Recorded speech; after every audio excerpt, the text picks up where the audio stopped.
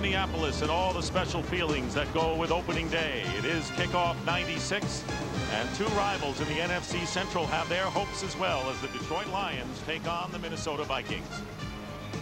And welcome to a new year, everyone. Along with Matt Millen, I'm Dick Stockton, and the Detroit Lions, who made the playoffs last year, would like to do something different. They'd like to get off to a better start than their 0-3 a year ago. But there is no question, Matt, that they have one of the most explosive attacks in the NFL. Yeah, if not the most explosive attack. And when you look around, it's easy to see why. You know, you have Herman Moore, Scott Mitchell, Brett Perriman, Sloan, a big tight end. You have all these people, but the guy that it revolves around is Barry Sanders. Now, what Sanders does, you know he's going to get his yards running the ball. It's what he does without the football in his hand that's so important. He really opens up the whole passing game because the defense will follow him around. The Vikings failed to make the playoffs for the first time in the tenure of Dennis Green, and the question always comes up when you talk about Minnesota these days, what is the identity of this team? I think that's a no-brainer this year. I think when you look at the Minnesota Vikings, you look right at the quarterback in Warren Moon. Now, look, I got to tell you, Warren Moon is throwing the ball as effortlessly as I have seen him in the last 5 years. He's confident with the scheme. He's confident with the players around him. If the Minnesota Vikings do anything this year, it rests on the shoulders of Warren Moon. Sounds like we could have an explosive game today. We'll see what transpires. Opening kickoff coming up in just a moment. Super Bowl 30. Welcome back to Minneapolis, and maybe more than the usual pressure for these coaches as they start the season. Wayne Fontes, who's 30 pounds slimmer this time around after a devastating loss to the Eagles in the playoffs, wants to turn it around immediately in game one. And Dennis Green of the Vikings, whose team did not make the playoffs and had an 8-8 record last season. Mitch Berger will be kicking off. The Vikings have kept him as a kicker, both in placements, in kickoffs and punting. And there is Glenn Milburn, welcome addition. Lions, who had Mel Gray a couple of years ago, lost that element, the great return man, and so they have added Milburn, who's back there with Richard Woodley. So Berger, the former Eagle.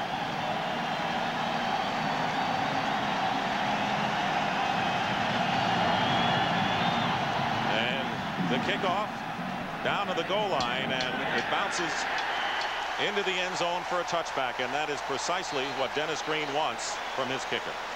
Scott Mitchell, who had a terrific year and set Lion records with 32 touchdown passes, including many more. And that great offense, first the line with Roberts, Compton, and Conover. New people, 3 new faces on the offensive line.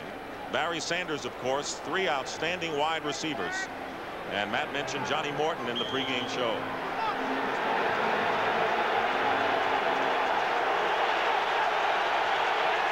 Barry Sanders carried the ball only 9 times in the preseason.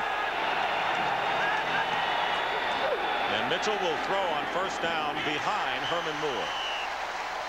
Defensively for the Minnesota Vikings, and that is where their major question marks are as well. They lost Roy Barker up front. So their defensive line, Alexander Randall, who's always the best there, and Tuaolo and Fernando Smith. 2 linebackers, Dixon Edwards, who came over from the Dallas Cowboys, and they'll be playing a lot of nickel with 5 defensive backs today against the 3 wide receivers of Detroit. 2nd and 10. Johnny Morton in motion, and the handoff to Barry Sanders, who is stopped from behind by Jeff Brady, and a gain of 5. Now, when you look at the 96 version of this Lion offense, you say, okay, what's going to be the difference? Well, they had some shakeup in the offensive line, but in my mind's view, it's Scott Mitchell. The reason is simple. He looks relaxed to me. He told me it's the first preseason that didn't mean anything to him. And the biggest thing is I didn't have to ask him if this was his team. In years prior, you had to ask him. Now, you get the feeling that it is without even asking. So much more relaxed is Mitchell, who has a 3rd down and 5. Mitchell tried to dump it off to Barry Sanders. He was chased from behind by Martin Harrison, who had replaced Tuaolo. Now that's the one area right there that looked like he wasn't relaxed. Yeah, it looks like he got a little bit of pressure. All he had to do was dump it out to Sanders, and Sanders had a chance. It looked like he kind of let the pressure get to him there. 3 and out for the Lions, and Mark Royals, who beat off a challenge by Rich Camarillo, will be kicking to David Palmer, who led the NFL in punt returns. Palmer has been Plagued lately by a turf toe. Royals gets off a good high kick. And Palmer will let it bounce. That's a good kick. Out of bounds. So the Vikings will take over at about the 30-yard line, and Warren Moon, 33 touchdown passes, and that is a Viking record. And the offensive line, and it's a young solid line with good bookends in young Todd Stussy and Corey Stringer at the tackles. Robert Smith, the Vikings hope he's healthy this year, and Reed and Carter are big targets for Warren Moon as the Vikings start from the 29.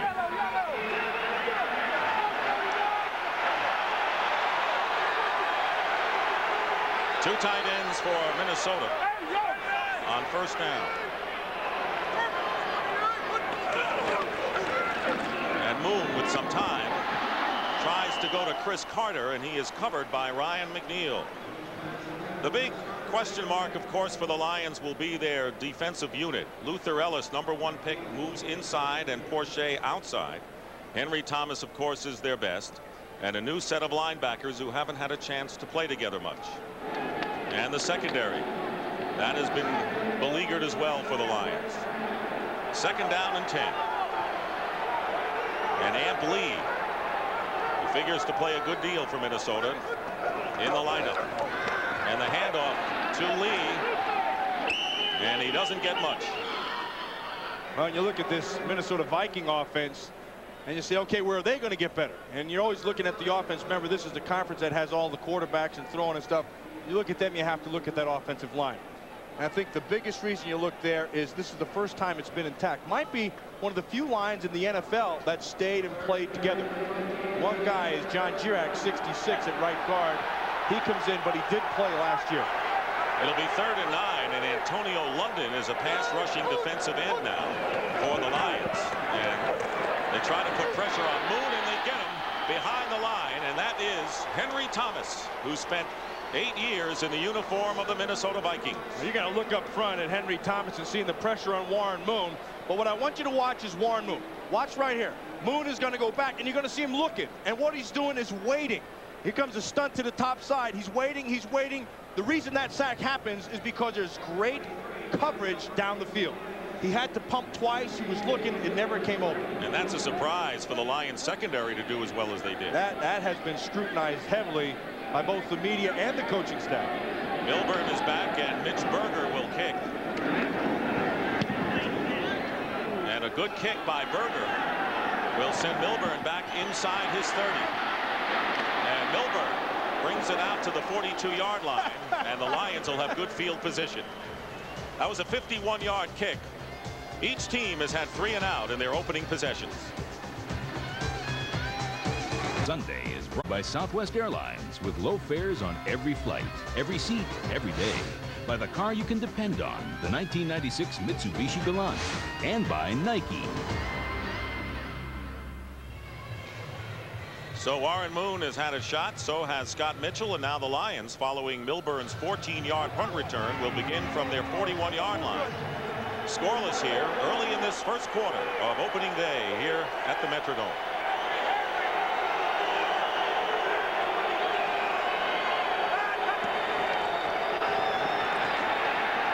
And the pass off the hands.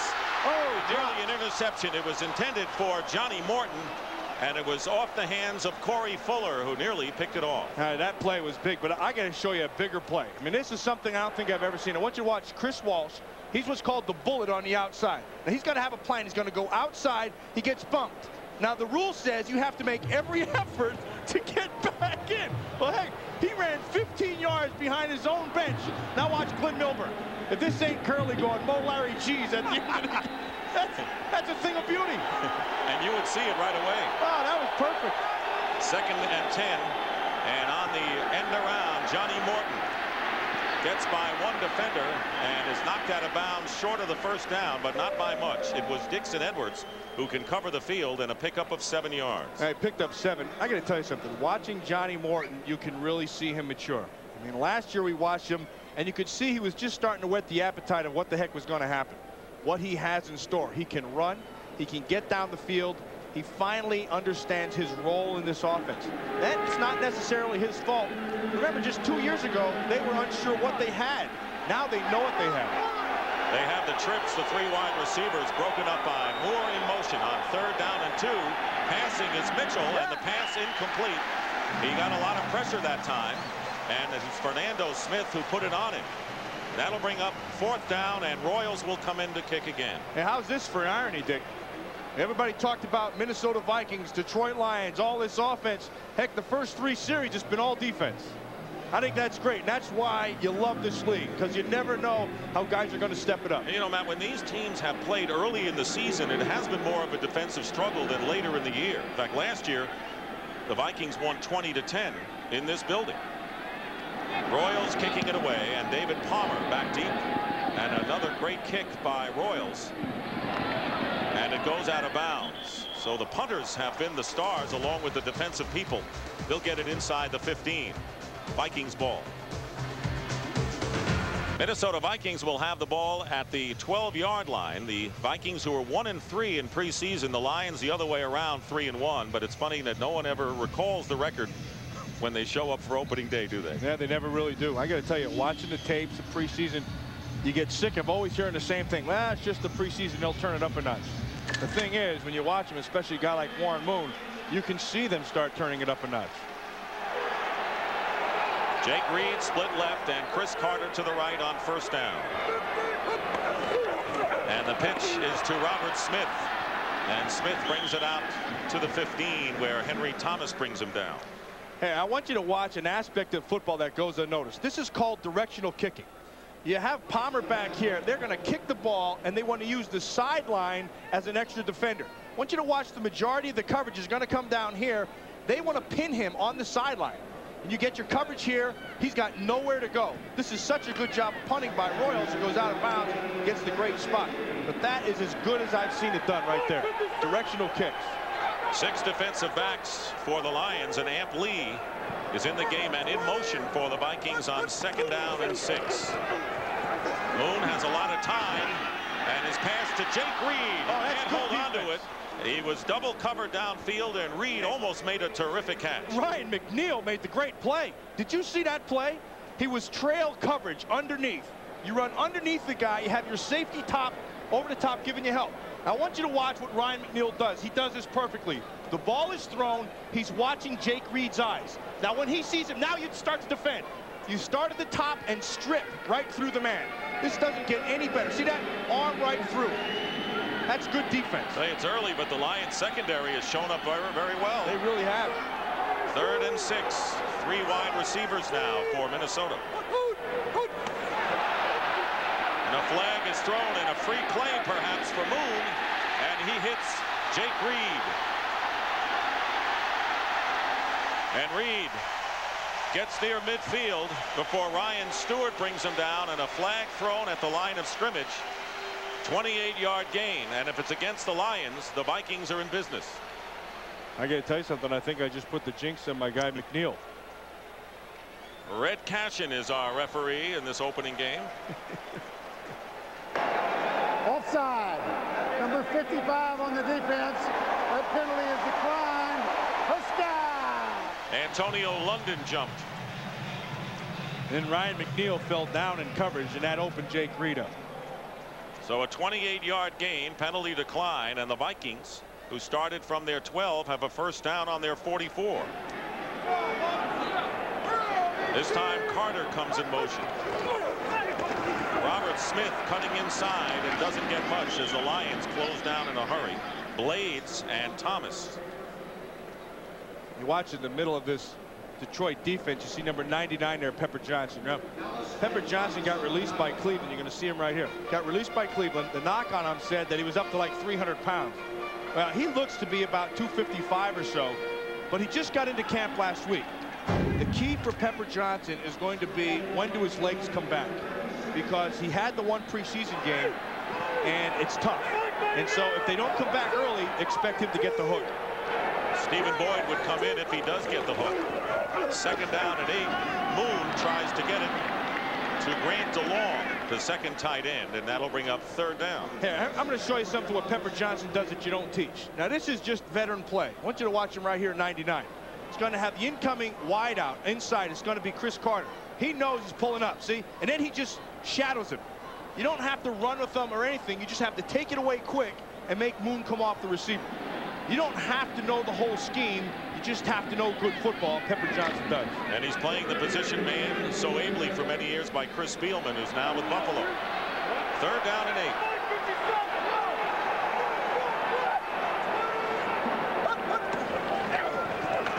Moon gets pressure, and Tracy Scroggins gets there in a hurry. He came clean, it seemed, and the sack will force the Vikings to kick. That one has nothing to do with coverage downfield. I want you to watch Scroggins. He's just going to blow off the ball. Now, they try to keep the tight end in on him, and Fisher just can't get there. And what Fisher does wrong is he steps inside first, and he creates a short corner for Scroggins. With the speed of Scroggins, you can't do that. You have to make him run all the way around the old belt loop way out there. And Mitch Berger kicking, and Glenn Milburn back deep. It has been a defensive game to the surprise of everyone, with 9:40 remaining in the first quarter. Another good kick from Berger, and it looked like Milburn wanted to call a fair catch. That's going to be on him. That was kind of a now you see it, now you don't. Well, you know what happens? He was waiting the whole time, and Chris Walsh did such a great job of beating the coverage. At the last second, he gave the old okey doke, I'll kind of fake you, and then I think he faked himself out. He didn't really want to do it, but Walsh does such a great job of getting down there that he had to do it. He didn't fake Walsh out, and the penalty will be against the Detroit Lions. Invalid fair catch signal. Number 33 by the receivers. 5-yard penalty, 1st and 10. Former timeout. Denver Bronco Glenn Milburn explaining things. And a timeout. We'll be back to the Metrodome in just a moment. 53 seconds in the first quarter. Dick Stockton and Matt Millen, and this is the shootout so far. 29 total yards. I know you love this kind of game. I think the biggest thing is that the defensive lines have stepped it up, and they turned it up a notch. And that's what I was interested to see, if they could do it. But remember, this is a 4-quarter game. Lions start from the 7, and Barry Sanders looks for running room, and a gang tackling effort by the Vikings, led by Esra Tuaolo. Now, I want you to watch Glenn Milburn and Chris Walsh. Now, Walsh just uses his speed, and he just runs right by the defender alone. And then watch at the end. See, he just makes the play, all because of just pure 1-2. Now, watch the eyes. See, he eyes him up. Now, Milburn sees him late and gives him that little kind of fake thing, kind of faked himself out. I really like what Walsh is doing out here today. He's playing great. 2nd and 9, and they go with 3 receivers to the running game, and Barry Sanders is slowed up. Boy, see, look, did you see that with Barry Sanders? Yes. 2nd down. 2nd down.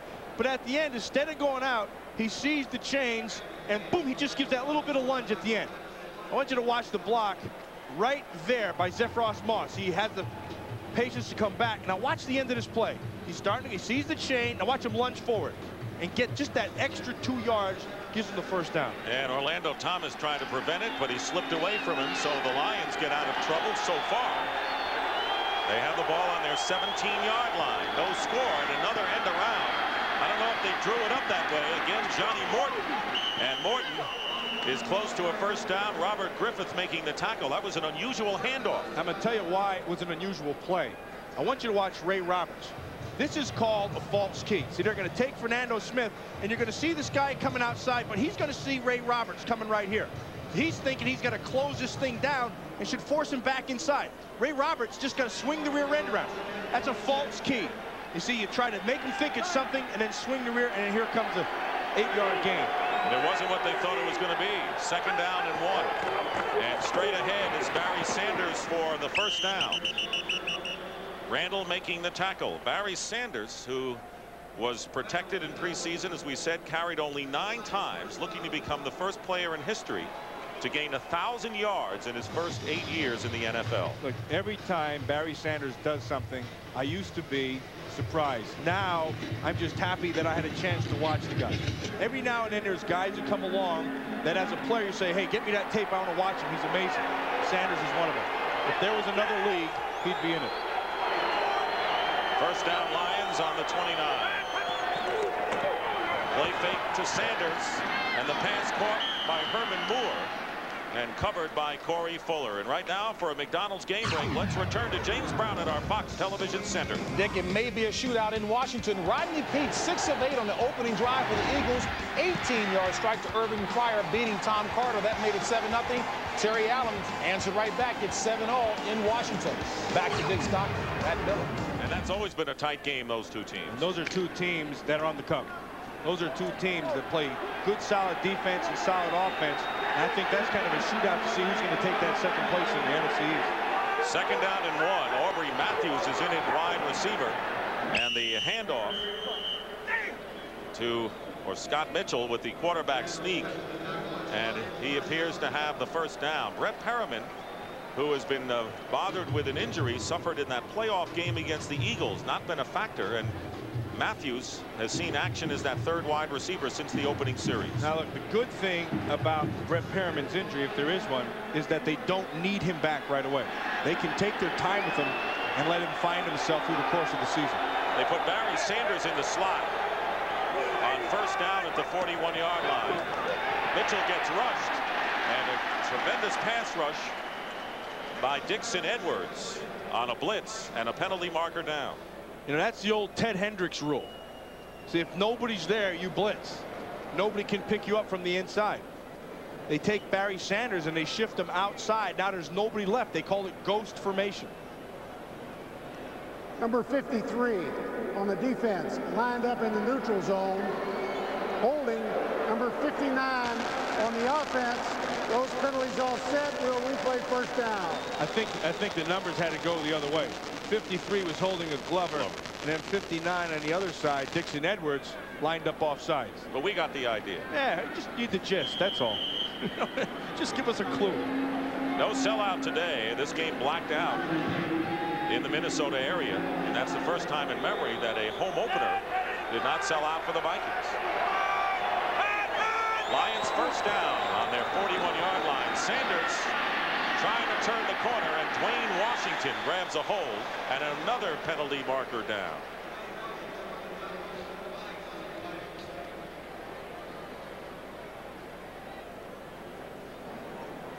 Wayne Fonts, whose team won 7 in a row before that playoff crushing defeat by the Philadelphia Eagles. 7 straight to finish off last year. He was begging for a 15-yarder instead of a 5-yarder. He's waiting to see what he gets. Face mask. Number 20 on the defense. 5 yards. Still first down. It was 5 yards. Dwayne Washington grabbed the face mask of Barry Sanders. Actually, Washington does a nice job of working off the block of Brett Perriman and then forcing Sanders to try to get to the outside corner. See right there. Right there. He has his hand just kind of slipped, didn't stay on long enough, which is why they gave him the 5. Getting close to the 6-minute mark of this first quarter. No score. First down and 2. Following the penalty, and the pass to Moore, and it's picked off by Dixon Edwards on the deflection. And he stepped out of bounds at about the 39-yard line. Deflected off of Moore into the hands of Dixon Edwards, and the Vikings have the first turnover of the game. Hey, I want you to watch the corner. The corner makes the whole play.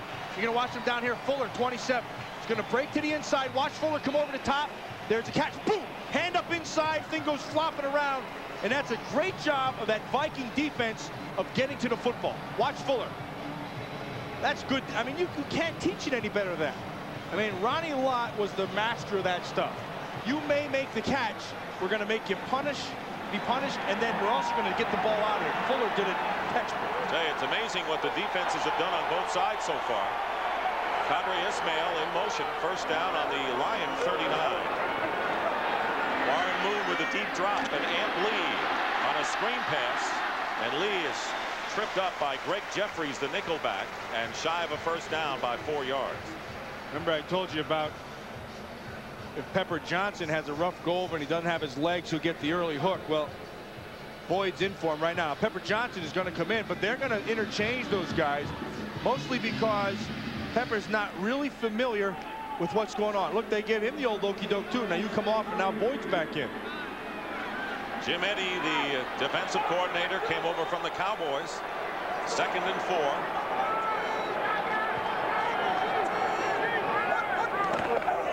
And Robert Smith looking for running room, but none there, and a gain of maybe a yard. Well, as the pennant races heat up, so does Fox's coverage of Major League Baseball. Ken Griffey Jr. and the Mariners are fighting their way to the playoffs, and they take on Albert Bell and the front-running Indians.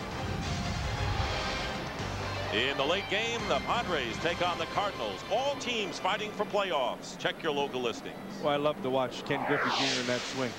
He's as smooth with that swing as Barry Sanders is with a cut. It doesn't get much better now. Robert Porcher banged up, and he's been replaced by Keith Washington up front. They need Porcher. In fact, Porcher made that last play. They need him to be more consistent. He's got to kind of understand what his body can do, because he's a big, powerful guy. But sometimes he doesn't play powerful. And if he's going to take that next step, he's got to be consistent play in and play out. And you were talking about the Boyd Pepper Johnson maneuvers. Pepper Johnson is in there now. It'll be 3rd down and 4. Vikings on the line, 33.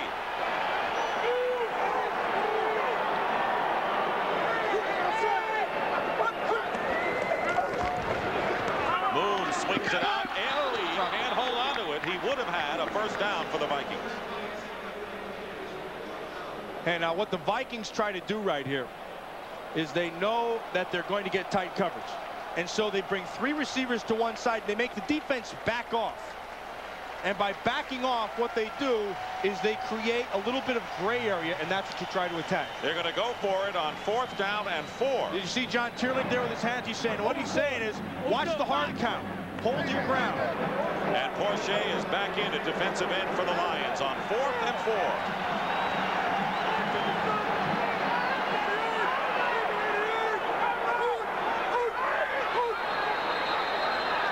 Yeah, see that? The clock is going around. That's exactly what John Tierling, their defensive line coach, was telling them to watch, is exactly what they did. Delay by the offense, 5 yards.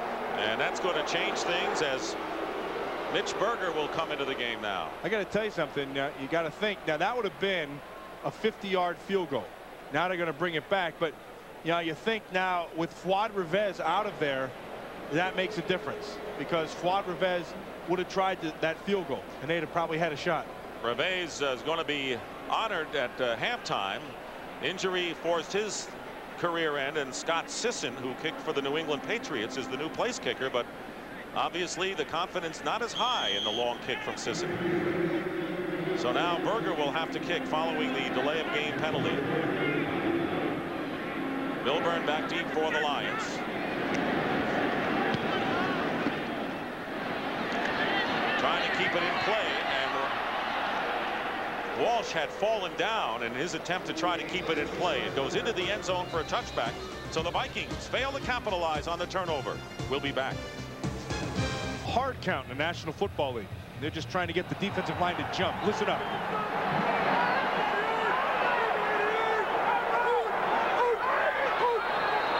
If you don't get them by the second one, you're not going to get them, because everybody knows. The interesting thing was John Tierling was yelling and exhorting his defensive line to watch out for it, and then Robert Porcher almost bit. The Lions' first 3 possessions, last one in an interception, but they dodged that bullet. And now Detroit 1st and 10 at the 20. Scott Mitchell 1 for 6 so far. Keeps it on the ground to Barry Sanders. Brady did a great job of forcing Sanders inside, and Jason Fisk makes the stop. Yeah, Brady does a nice job of coming inside, but the guy who makes this whole play is going to be Alexander, number 90. I want you to watch from the top. Watch right here. He's going to get penetration upfield. So that means these guys are still here. Now, Brady, because of this penetration, can get into the flow. See, everything got pushed up, and because it's on their line of the scrimmage, Brady can get down, and then Sanders cuts back inside. Jason Fisk had replaced Tua Olo at tackle. And here is Scott Mitchell on 2nd and 9. And throws it right into the hands of Jeff Brady, who laterals to Dwayne Washington.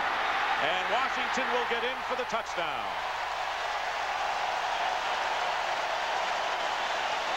Jeff Brady ran a beautiful pass route. Looked like he was the only guy open. Brady makes the whole play. That's not the first time he's done it. We saw it against the Green Bay Packers last year when he came back and snuffed out the Packers' attempt to win here. He snuck right in front of Scott Mitchell and the receiver. Mitchell never saw him. He was looking beyond him. Brady picked it off, and then an outstanding job of presence pitching it to Washington, and Washington takes it in. Dwayne Washington wants to hold on to the ball. The Vikings lead it 6-0, and Scott Sisson on for the point after. It's good. And so the Vikings on the interception, Brady and the alert lateral get on the board. Yeah, you're going to watch Brady, number 50 right here. He's going to drop back into the coverage, and then I want you to watch Mitchell. When he starts to run, he sees the crossing receiver right here. See, he's looking here and right in here. Now he never sees Brady. Brady just jumps right in front of Perriman. Now watch the presence. Nice pitch back, and then Washington does the rest, cutting back. Once you watch, he never sees him. He's going to look right over the top. Mitchell sees, he looks. Here's Perriman. He never sees Brady. That's good defense right there by Brady. Well, he had his career game maybe until today against Green Bay with his first NFL sack, forced fumble, and interception against Green Bay. And the other half of throwing interceptions, you have to get over there to try to slow things down. And he goes over there, and that's a heck of a hit. That's a good aggressive hit. He's big enough to do it. That guy's big enough to take the hit right there. Jeff Brady play. That's an outstanding play. 2 in a row. Jeff Brady, an option quarterback, has the ability to do that, and Dwayne Washington scoring his 4th career touchdown, so he has been in the end zone before. 7-0. You better get over there and kiss Brady, because Brady made the whole play. So Scott Mitchell getting set for another chance to try to redeem himself. The Vikings in front 7-0. Mitch Berger kicking off, and Milburn and Richard Woodley back deep for the Lions. It's headed for Milburn at the 1. Glenn Milburn, and he brings it out to about the 30-yard line. That was a 29-yard return. Well, tonight, don't miss the original movie that'll blow you away, Tornado. And before the movie, catch the premiere of a new game show that asks the question, how far would you go to win the prize of a lifetime? The Big Deal, premiering tonight on Fox. Big deal. Tornado. Big deal. Everybody on the East Coast is waiting for Eduardo. See if that's going to hit. We hope they dodge that bullet. That's Hurricane. That's another movie. First down on the 30 for the Lions. Mitchell going to the air. Oh, he's got it for Herman Moore. Great. And Moore makes a leaping catch into Viking territory, and a gain of 28 yards. And slow getting up is Herman Moore. 2 things happen here. First of all, they make the safety walk up. So you watch him walk right up inside. And then the second thing is they make him bite. Here's the double move right there. Boom. Outside bite, comes clean. Safety is the only guy who can get there. Doesn't get any better than that. Watch Herman Moore. Everything's predicated off of Sanders up front. Makes him bite outside, and then watch him extend. It's a beautiful play. Great move on Corey Fuller. Slow getting up with Moore, and he is. They need Herman Moore. Working, and he's a little grimacing right there. You know, you watch Herman Moore, and we met with him last night, and the first thing I noticed is he's bigger. Says he put on 8 pounds. He's up to 220. He's thicker through his upper body. I asked him why, and he says, we run lots of slants. He says, and they're going to make me go inside, and if I'm going to go in there and have to hit those safeties, I want to be bigger and stronger. 123, as you saw, for the NFL record. 1 more than Chris Carter, who had 122. But Herman Moore has become one of the elite wide receivers in this league. Smart guy, understands football, understands how to beat a guy, the scheme. I mean, that's such a big part of football that goes unnoticed. When you're a smart guy and you can see things develop, it's kind of like chess and checkers and all that stuff, where you can read it 2 plays in advance. Herman Moore can do that. I'll bet you he's a good chess player. So Aubrey Matthews will replace Moore as the Lions in Viking territory at the 41. Have a first down with 2:51 to go in the first quarter. Penalty marker down as Barry Sanders wends his way to about the 30. Did not get the first down, but there's a flag back down upfield. And a holding call against the Lions.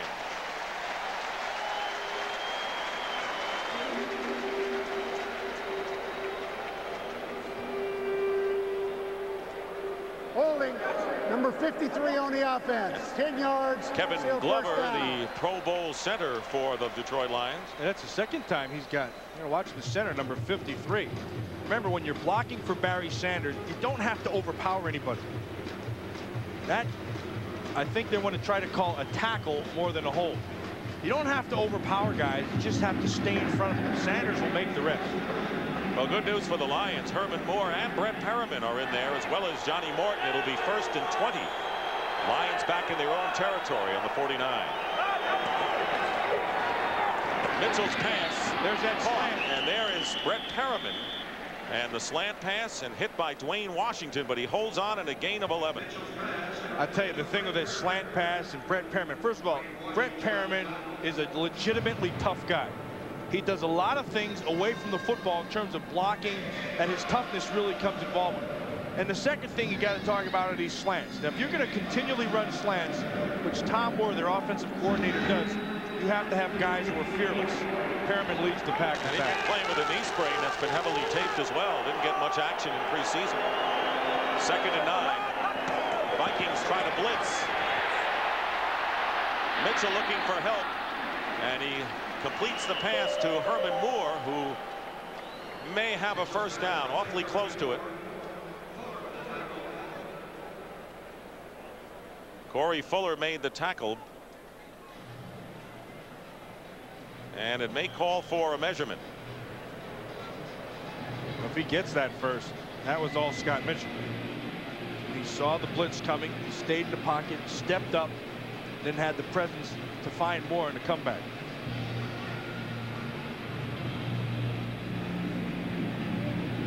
Look at this Minnesota defense, and they've been playing well.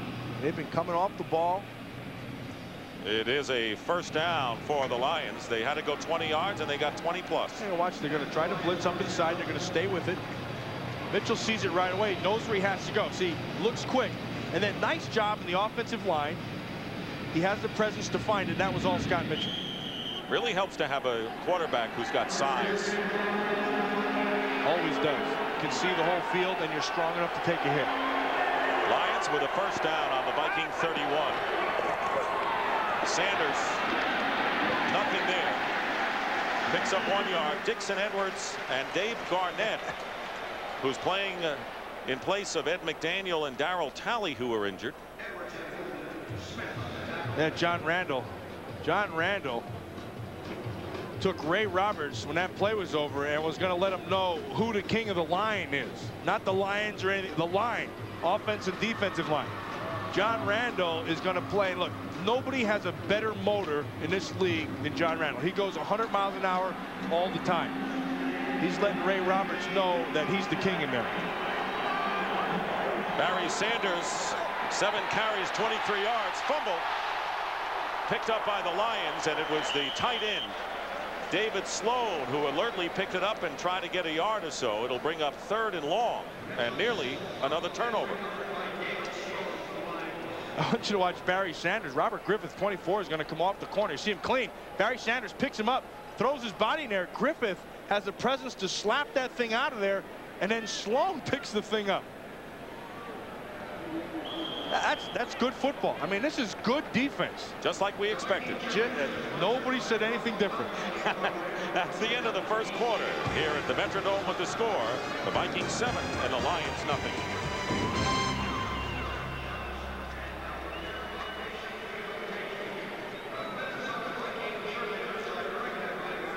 It's brought to you by Dockers Khakis. So soft, you can leave your team seat cushion at home.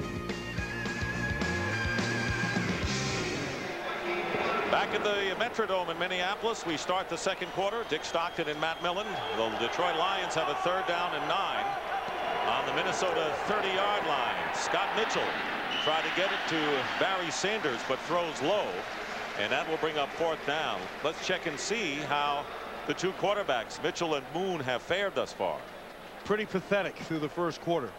4 out of 11, 2 out of 6. I got to tell you, the biggest reason why is the defenses have been playing very, very well. unexpected pressure up front, and then a nice job of both defensive coordinators of mixing things up. They haven't been able to settle in on one thing. And I think that's a point to be made. See, that's the difference for a quarterback now to start the season. You're not seeing all the vanilla looks you saw in the preseason. Now you have to adjust your mind. Whichever quarterback adjusts first will make the difference. Jason Hansen tries a field goal, and a bad snap from center totally nullifies that attempt. Mark Royals the holder. So it's still 7-0. That looked kind of bad. That was hideous. Sunday is brought to you by Foot Locker, where it all begins. By McDonald's, official break of the NFL. By Ericsson, be prepared for anything with a highly reliable Ericsson cellular phone. And by the new Coors Light wide mouth can. Tap the Rockies with a smoother pour. 47-yard field goal attempt by Hansen, who never gets a chance to boot the ball, and the Vikings retain their 7-0 lead early here in the second quarter. Stockton shaking his head because he threw a knuckleball back there, a grounder. 38-yard line. The Vikings have a first down. Moon's pass, and it's Jake Reed, and they rule it as a catch. Saw Compton, the offensive guard, shaking his head. Here's the reason why. This is still thinking it's baseball season. That's a ground ball to short. Worrells picks it up, and then at the end, potentially dangerous, tries to flip it to Sloan. Fortunately for them, Sloan makes the catch and goes on. They haven't had much of a baseball season in Detroit for a few years now. No, they really haven't. 2nd and 4. The Vikings haven't done much offensively, and they are the team that's leading. Warren Moon fakes a pass and is down, and it's Luther Ellis, who did not have a sack all of last year, coming off as a #1 draft pick in the NFL for the Lions. And right now, for McDonald's game break, let's return to James Brown at our Fox Television Center.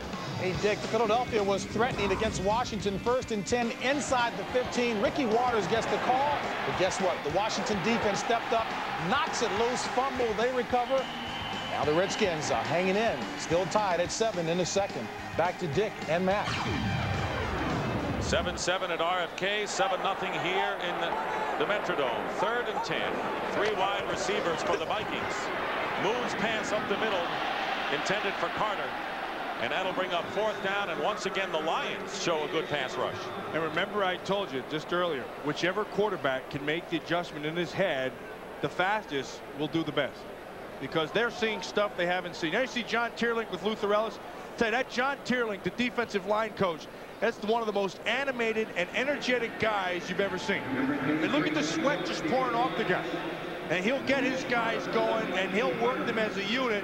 All of his players believe in him, and he's easy to believe in. I mean, he's pat you on the back, punch you in the mouth if you need it. Whatever you need, he'll get it done. And he used to do it all in Minnesota, so he enjoys his defensive effort against these Vikings. Milburn on Berger's kick stumbles. And Glenn Milburn goes down at the 36-yard line. And the tackle is made by Martin Harrison.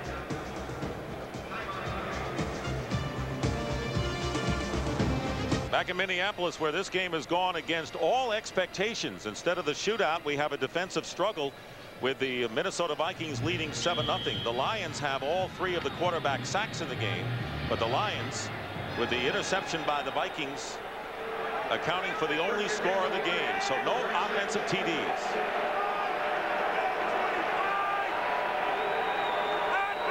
First down on the 36, and Mitchell gets hit, and down he goes. That was all Dixon Edwards. And that effort that Dixon Edwards gives you is what Mo Williams gave him the play before on the punt. Now this is typical rookie stuff. If you're going to play special teams in this league, you have to be able to fight non-stop. What he's got to be able to learn is get a plan. If you're going to go down, you're going to run, you're going to be banging all over the place. But he has great speed, and he's got to learn to use his speed to get him out and banging all the time. 3rd round draft choice from Kentucky, Mo Williams. Second down and 11. Here is Barry Sanders with some running room. He hasn't broken any yet, and he is short of a first down by a couple. Dixon Edwards and Jeff Brady, a pair of linebackers on the stop. You know, the great thing about Barry Sanders, and there's a lot of them to talk about, but when this offense starts to get a little shaken up and not zeroed in, you always go back to Sanders, and he has a tendency to bring you back to your feet. You know, and, okay, this is what we are. Third down and 2. Mitchell being chased by Randall, and the pass is caught, and that will be enough for the first down. Brett Perriman stopped by Dwayne Washington, and Perriman is approaching the Lions' all-time receiving record. I got to tell you, I'm impressed with the defensive front today. John Randall just beats the guard clean and flushes Mitchell way out. And because of that, Mitchell has to throw on the run, and, you know, he makes the completion and everything. But the thing is, this defensive front of the Minnesota Vikings, led by John Randall, is really playing pretty good. Tuolo inside there, Alexander, and then Fernando Smith. They've all been getting pressure. And we have seen a little of Dwayne Clemens, the rookie from Cal. First down. Scott Mitchell guns it to Herman Moore. And Corey Fuller trying to battle and did a very good job against the taller Moore downfield. Yeah, that was the key. And that was what they were trying to do, the taller Moore. See, when you have a guy who's 6'4" and he has the hands that Herman Moore has, a lot of times all you do is just throw it up. Hey, give it a jump ball, see what can happen. This time Fuller does a very good job of staying with the ball. See how he plays the ball, doesn't play the man, gets his hand up there and gets the thing out of there. You know, Matt, you've been complimenting the Minnesota Vikings defensive front. Their secondary has also played extremely well. They really have. Fuller's limping off the field. And Alfred Jackson will replace him. Jackson himself has been injured with a bad knee. But the secondaries really on both teams have played very well today. And I think you have to compliment Coach Fazio, the defensive coordinator. He's mixing things up very, very well. Second and 10. Vikings come on a blitz, and Mitchell has Moore, and that should be enough for a first down, despite, depending on where the placement is. Alfred Jackson makes the tackle, and it is a Lions first down. Didn't take them long to find where the replacement is, did they? One play. Coach Fazio, the coordinator, changes it up, goes with the blitz. Mitchell reads it perfectly. He has a man-to-man outside. You know, if you have Herman Moore, you're going to have a chance. That's a first down. And that's the chess game that goes on with both of these teams with their high octane attacks. There's Corey Fuller being worked on the bench. They're going to measure to see whether Moore did pick up the first down.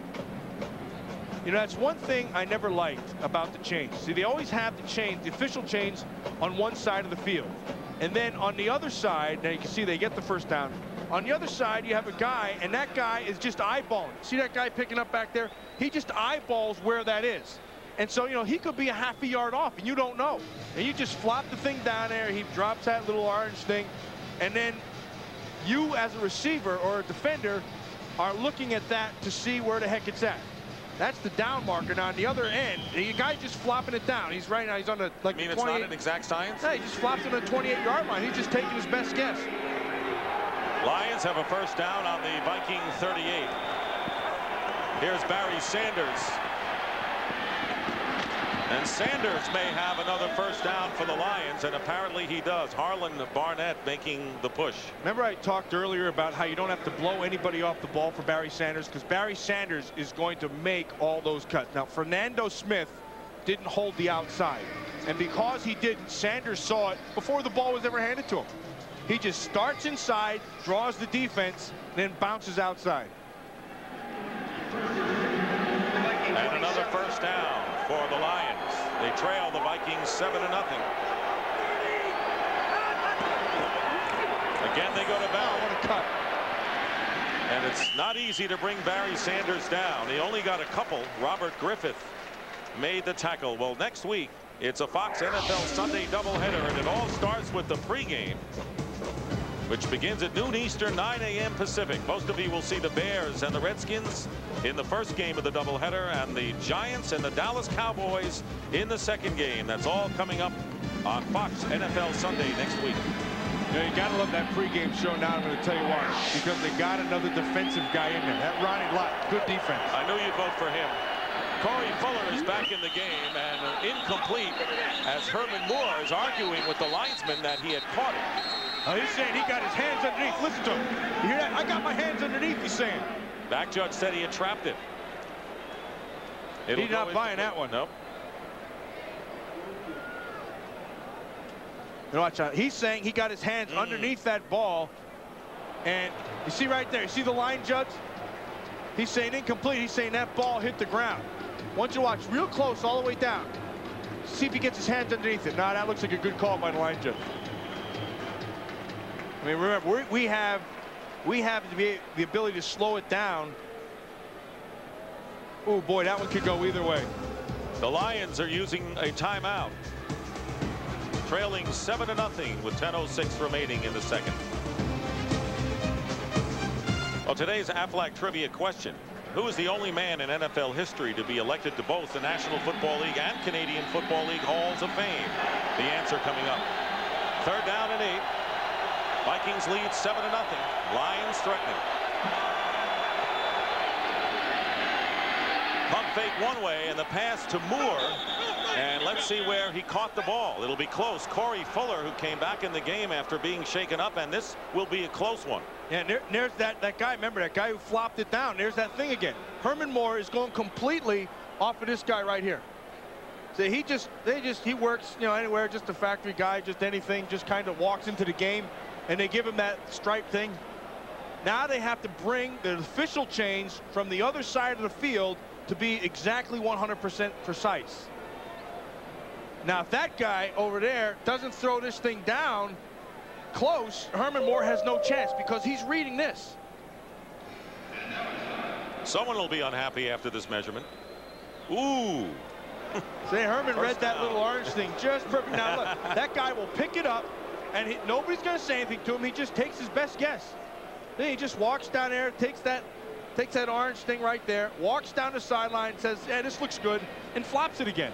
And that always drove me nuts as a player. Because look, there's nothing. Yeah, this looks good. Boom, it's down. Didn't you ever get an edge by one of those? Heck, I used to kick that thing up. When it was on our sideline, I would try to kick that up so that a receiver would look at it and be short. 10th play of the drive coming up. 1st down on the 17. Mitchell going for Herman Moore. Touchdown, Lions. Boy, they kept working on that corner, and Herman Moore, not to be denied, makes the catch to bring the Lions back. 2 things. The first thing is up front, he's got great protection. He come inside, he can look to the left and draw the safety over, and then Mitchell looks and knows he's locked up man-to-man, Herman Moore and Fuller stays inside, everything right. Now the ball's just thrown, and Herman Moore does a great job of getting his body in between the passer and the ball. So Moore's touchdown catch. Lions are used to that with their prolific offense. Now Jason Hansen looking to tie the game, and he does with the point after touchdown. So at this point, it is a defensive struggle, but the Lions unleash their offense to tie the game at 7. Scoring drive by the Detroit Lions, picking up several 1st downs, just making it along the way. 10 plays, 64 yards. Moore 17 yards from Scott Mitchell, and as a result of that TD catch, Herman Moore surpasses Terry Barr and Leonard Thompson as the all-time TD leader amongst receivers in Detroit Lion history. Kadri Ismail is back deep, and Jason Hansen kicking off line drive kickoff. And that will go out of bounds. Ooh, that's unfortunate for Hansen and the Lions, and the Vikings will get really good field position. Well, once again, today's Aflac trivia question is, who is the only man in National Football League and Canadian Football League history to be elected to both Halls of Fame? And Matt Millen had it right away. The answer, former Vikings head coach Bud Grant, elected to the NFL Hall of Fame in 1994 and the Canadian Football Hall of Fame in 1983. And there are the playoff appearances. The Vikings didn't make it last year after 3 in a row under Dennis Green in his first 3 years. All those right there, those are all Bud Grant. 4 Super Bowl appearances. Vikings with a first down on their 40 after the kickoff went out of bounds. Here's Robert Smith, and he is stuffed by Stephen Boyd. Good play by Boyd in his second year. Let's take a look at the Vikings, who have had to kick their first 4 possessions of the game. They scored their 1 touchdown on a turnover. Well, you look at that, and all they're punting, and remember 2 things there also is Warren Moon. He's seeing stuff he hasn't seen, and then also that offensive line is seeing things they haven't seen. And this is amazing. I mean, Chris Carter was 1 catch away from setting an NFL record a year ago. 9 minutes to go in the first half, nothing. Robert Smith stopped from behind Robert Porcher, and Benny Blades also in on the play, and that will bring up 3rd and about 5. So Porcher, who was shaken up a little while ago, back in action. This has been a surprise for those who expected a high-scoring affair. To this point, with 8.5 minutes remaining in the first half, it has been a defensive struggle. 7-7 to score. The defenses have held court. 3rd and 5 coming up. 6 defensive backs in for the Lions. They're dime. Warren Moon's pass to Chris Carter, and he's got it. His first catch of the game and a first down for Minnesota in Lion territory. And I'll tell you something, when you're going to throw to that left side, it all starts with your offensive line. And you got to watch Big Stussy, number 73, working on Scroggins. Now, Stussy's a big, powerful guy. And you can see it right there. He missed his jam, and he let him get into his chest, and then he still threw him. And when you have that time, you can see to the left side, you're able to make that throw to Chris Carter. A 12-yard pickup for the Vikings. That's only the 2nd first down of the game for the Vikes. They're on the Lion 43, and on the draw play, Robert Smith and Luther Ellis comes up big in the middle for the Lions. You watch it, Todd Stussy again. And once you have a big, powerful guy and you're working against a speed guy, now you just start throwing. Now you let him use things against himself. That time, Stussy does a good job of using Scroggins' speed against him. You just set your feet and boom, you just throw him up the field. Stussy along with Stringer, the bookends, young guys who will be around on that offensive line for years to come for the Vikings. Minnesota only 13 yards on the ground, 2nd and 9 on a passing down. Moon has Amp Lee, who's pushed out of bounds by Greg Jeffries. And they'll be short of a first down. This game is presented by authority of the National Football League and is intended for the private use of our audience. Any rebroadcast or other use of this telecast without the written consent of the Minnesota Vikings and the National Football League is strictly prohibited. Yeah, what you said, whatever that is. Well, you know, that's legalese. Yeah, right. Pepper Johnson is in the middle. 2 tight ends for the Vikings on 3rd and 4. Carter in motion. Rollout by Moon, tipped and incomplete. Reed was the intended receiver, and McNeil made the catch, but he was out of bounds. So nice job by Robert Brooks here. Michael Brooks does a great job at the end of that play, getting his hand in there. Look at this, just good defense. Cuts underneath it. Now, the reason that that's good defense, you can't really see it from that angle, but in order for Moon to make that throw, it has to be perfect. Because Brooks cuts underneath, it has to be over the top and outside his outstretched arms. Michael Brooks, one of the new faces at linebacker, former Giant. Originally, they wanted him to play in the middle. Reggie Brown, their rookie, is hurt from Texas A&M. Mitch Berger kicking, trying to keep it in play. It takes a Minnesota bounce and is down at the 4-yard line. That was a great kick by Berger. He had a lot of backspin on it, and Mo Williams, you talked about him before, out of Kentucky, down the ball. Now Mo Williams is down there. Mike Morris, the center, is down there. That's all good special team. I tell you, there's some good kicking here. Watch Morris. He gets down there. Chuck Evans gets out of the way, throws it back, and then you don't want it to hit you, so you got to throw it back. Nice job by the rook, Mo Williams. He knew exactly where he was on the field. He knows if he touches that white stripe or goes in, that's a touchback. So Williams does a beautiful job right there. And he really pins the Lions in to their own 3-yard line. with 6:34 to go in the half.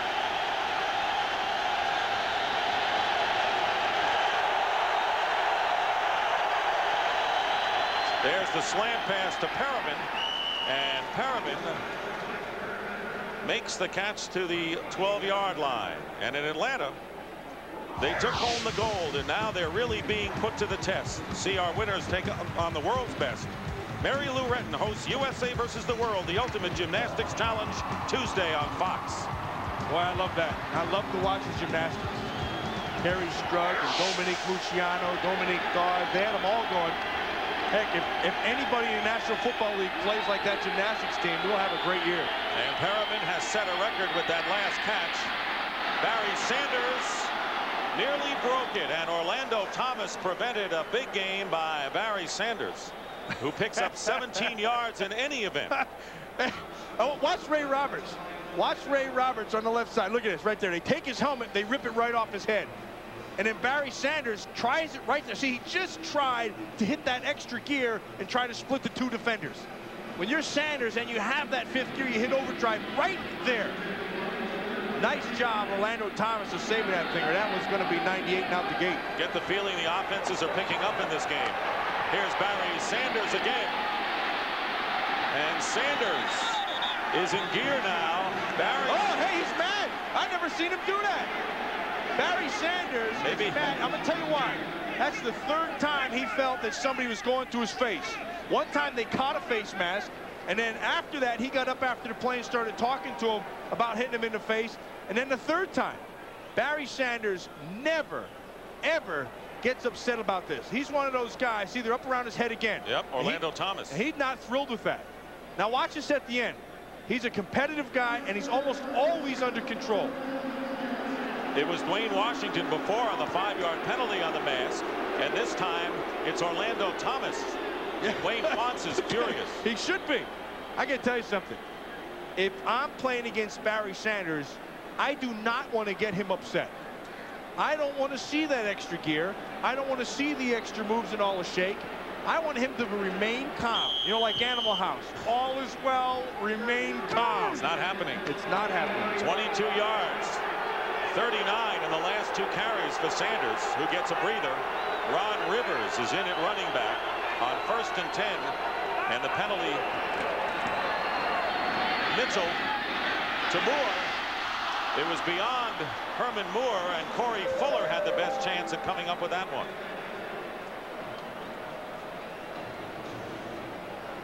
Now they're going the blitz inside again. Defensive coordinator Foch Fazio is mixing things up. This is a departure from Tony Dungy.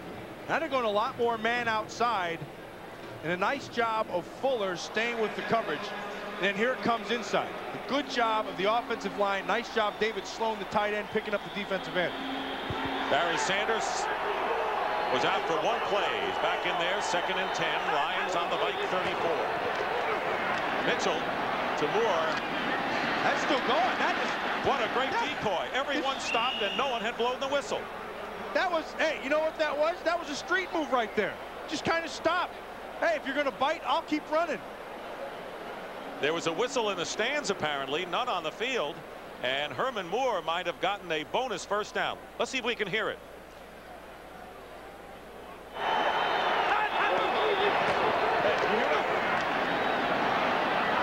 Yeah, they heard it. There was a whistle right at the snap of the ball. There was a whistle, and everybody stopped. Yeah, I've always wondered about that. I wondered if you didn't blow a whistle from the sideline like fans and stuff, and of course, obviously, they discourage all that. But there would be nothing from stopping anybody to do that. Well, right now, Red Cashin went to the side, and they want to get security to find out who has the whistle. Not to blow whistles in the stands. It was a whistle blown to play stands. First down. It's a tough break for the Minnesota Vikings. And it's a first down for the Lions inside the Minnesota 25. Well, it's also a tough break for the Detroit Lions. I mean, it goes both ways, you know, because Herman Moore stopped still, and as did Corey Fuller. And then he said, hey, what the heck, you know, we may as well make it work. I don't think I've ever seen that. Now listen to the crowd. They're all whistling. You hear that?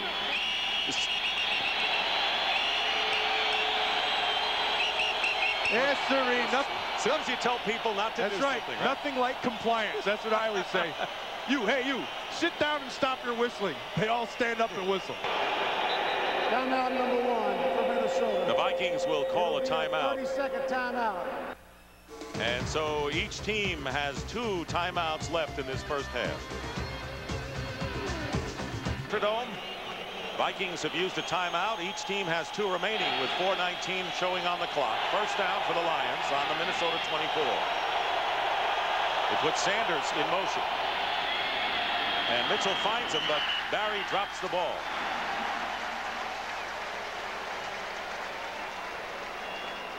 Even Barry Sanders will drop one now and then. Total yards, Detroit 218, and only 7 points to show for it. Minnesota 46. Nothing for their offense. They scored their touchdown on a defensive play, an interception and a lateral for a score. 7-7 and 2nd and 10 for the Lions. Here's Sanders up the middle. Boy, he's running hard. And Sanders appears to have a first down. Robert Griffith on the tackle. Barry Sanders now with 11 yards and getting close to the 100 mark. He's got 96 yards already. And there is the drive so far. 8 plays, 74 yards in this drive. Yeah, see that right there? That's 74 yards. And see, this goes right over here. Number 20, Barry Sanders. I'll tell you what, Sanders, when you get him mad, I can see it. I mean, I can see him right now giving extra effort. He gets the ball again and is dropped behind by Dixon Edwards. So Dixon Edwards paying dividends in the first game, coming over from the Dallas Cowboys, and a loss that time of 3. Yeah, they like what Dixon Edwards can do for him. You know, he has the ability to play strong or weak side. That's a big plus. Remember, Talley got hurt, and then Ed McDaniel got hurt. And this guy right here, Dixon Edwards, can play both sides. He's not a real big guy, but he runs very well. And then the other thing is he tore his pec right off his arm where it inserts. His whole pec just kind of balled up in the middle of his chest. But he's still playing. He had an interception earlier in the game. And the pass down to Herman Moore, and it's a catch. Moore near the 5-yard line. And the Lions are threatening with under 3 minutes remaining in the first half. Now it's starting to look like what we said at the beginning of the game, where it would be the offense. And I think right now you have to look at the secondary of the Minnesota Vikings because they're being exploited. Now, Denny Green knew that that could happen. And so to offset that, what he wanted to do was be a little bit more aggressive and mix things up defensively. Now, Foden Spazio has been doing that, but because Barry Sanders has been running the football so well, it's opening up their passing game. Sanders already with 103 yards. Mitchell and going for Perriman, incomplete. That's good coverage by Washington. By the way, Perriman earlier established another Detroit Lion record. He surpassed Charlie Sanders with most career receptions with 337. Now I want you to watch out here. You're going to watch Washington. He's going to work with him. Now this is done perfectly. See, he throws him to the outside and he uses the sideline as his friend. You know, that's your ally. You can't go past that. You run him into it and then you turn your body back inside. Jason Hansen will try to give the Lions their first lead of the game, a 24-yard attempt. Mike Compton is the snapper and Mark Royals will hold. And the kick by Hansen is good. No flags down. So Scott Mitchell leads another impressive drive, and the Lions lead it 10-7. Lead 10-7 over the Minnesota Vikings, and you can sense that the offensive firepower, particularly on the side of Detroit, picking up steam as we moved into the second quarter. Brett Perriman, who has established a record. Barry Sanders already with 103 yards on the ground. Herman Moore with a touchdown catch, and it's business as usual for the Lions offense. And this is what they thought that they needed to have early, and they didn't know what they had in their defense, and they were kind of hoping some guys were going to step up, and so far they've done that. 91 yards on 11 plays, capped by Hansen's field goal, and now Jason Hansen with a good kickoff into the end zone. Padre Ismail will keep it there for a touchback. Well, next week, America's #1 pregame show catches up with Prime Time as he shows us his private workout. Join Terry, Howie, JB, and Ronnie Lott for a full hour of NFL entertainment and information. Coverage begins at noon Eastern, 9 a.m. Pacific. If you want really good entertainment information, Fox NFL Sunday's pregame show has it all. You know, it's easy to watch Deion Sanders with all that talent, and that speed, and all those moves to work out. Why don't they get a big old fat lineman and see how they work out? That's one in mind. Well, there's a bunch of them. Take your pick.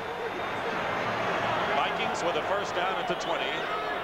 They have 2 timeouts remaining. And a screen, middle screen to Smith doesn't go. They're out of sync. And they're just out of sync right now.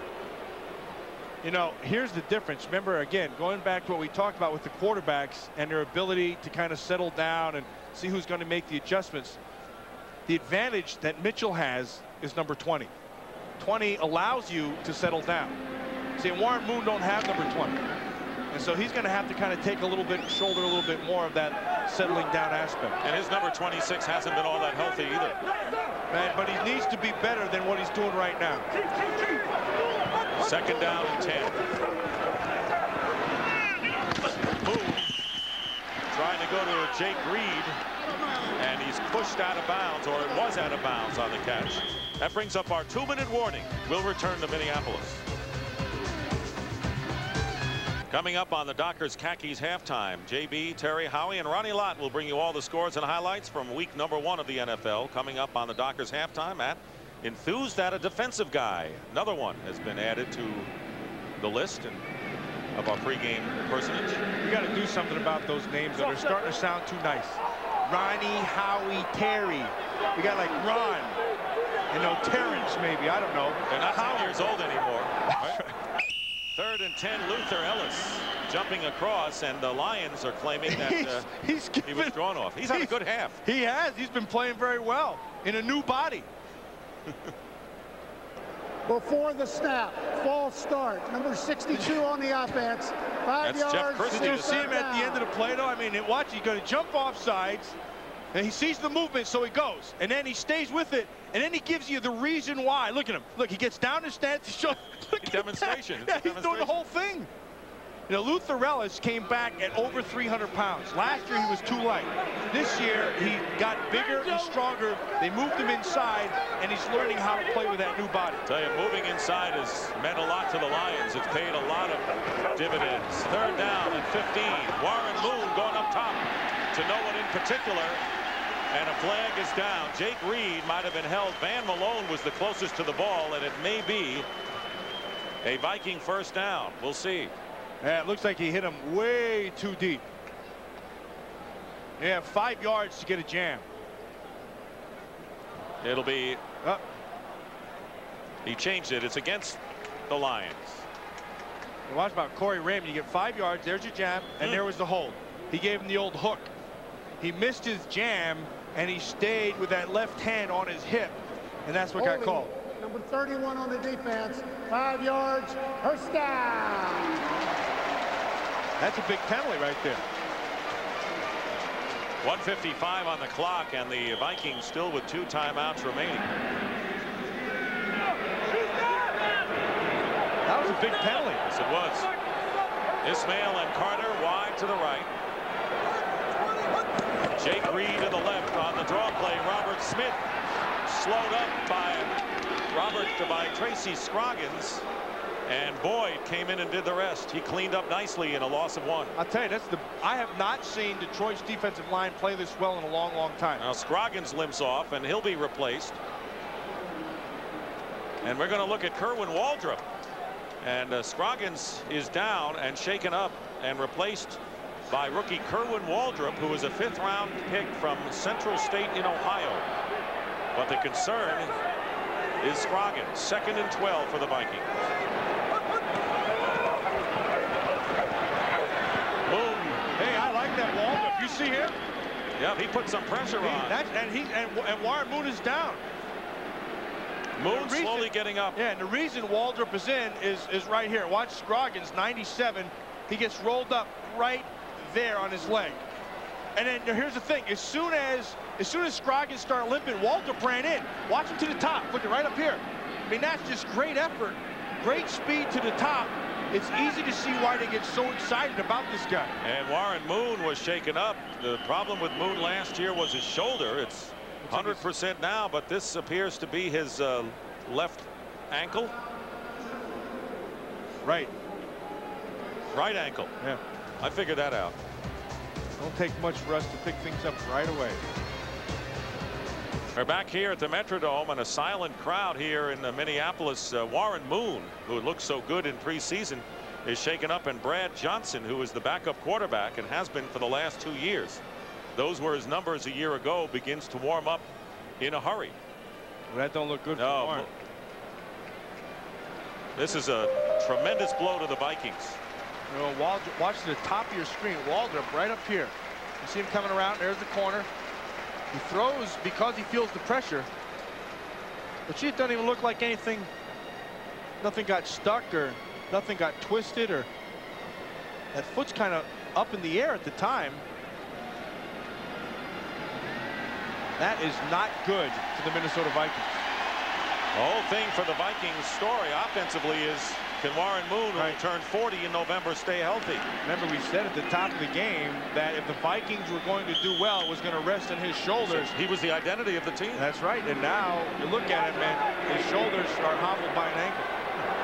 3rd down and 12. Vikings on their own 18-yard line.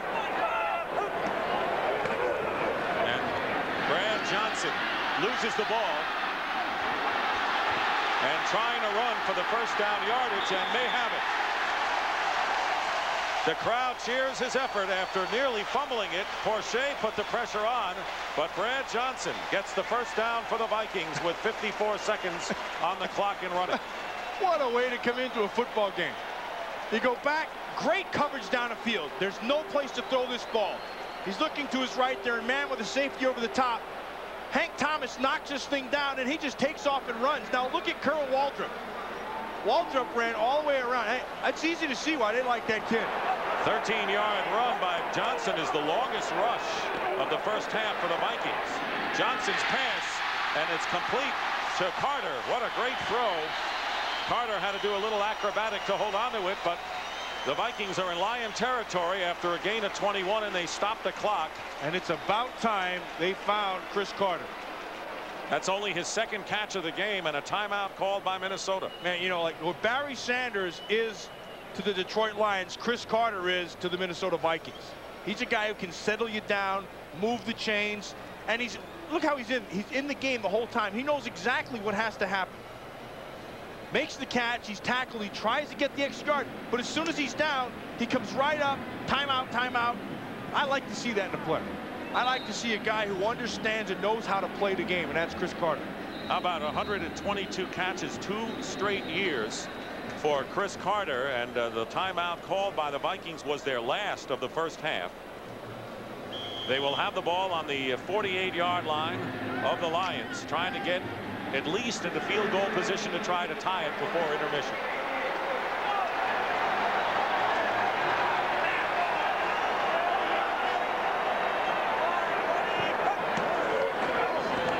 Johnson dumps it off to Amp Lee, and Lee will have a first down, but the clock is more pivotal to the Vikings. Ryan McNeil on the stop, 8 seconds. They want to set up and spike it down, and it's going to be close. They're not going to make it. I think time ran out. And that will end the first half, as the Vikings were feverishly trying to stop the clock and get one more play off. That is not a happy man. But the big story for Minnesota, the injury to Warren Moon. And at the end of the first half, the Lions lead the Vikings by a score of 10-7.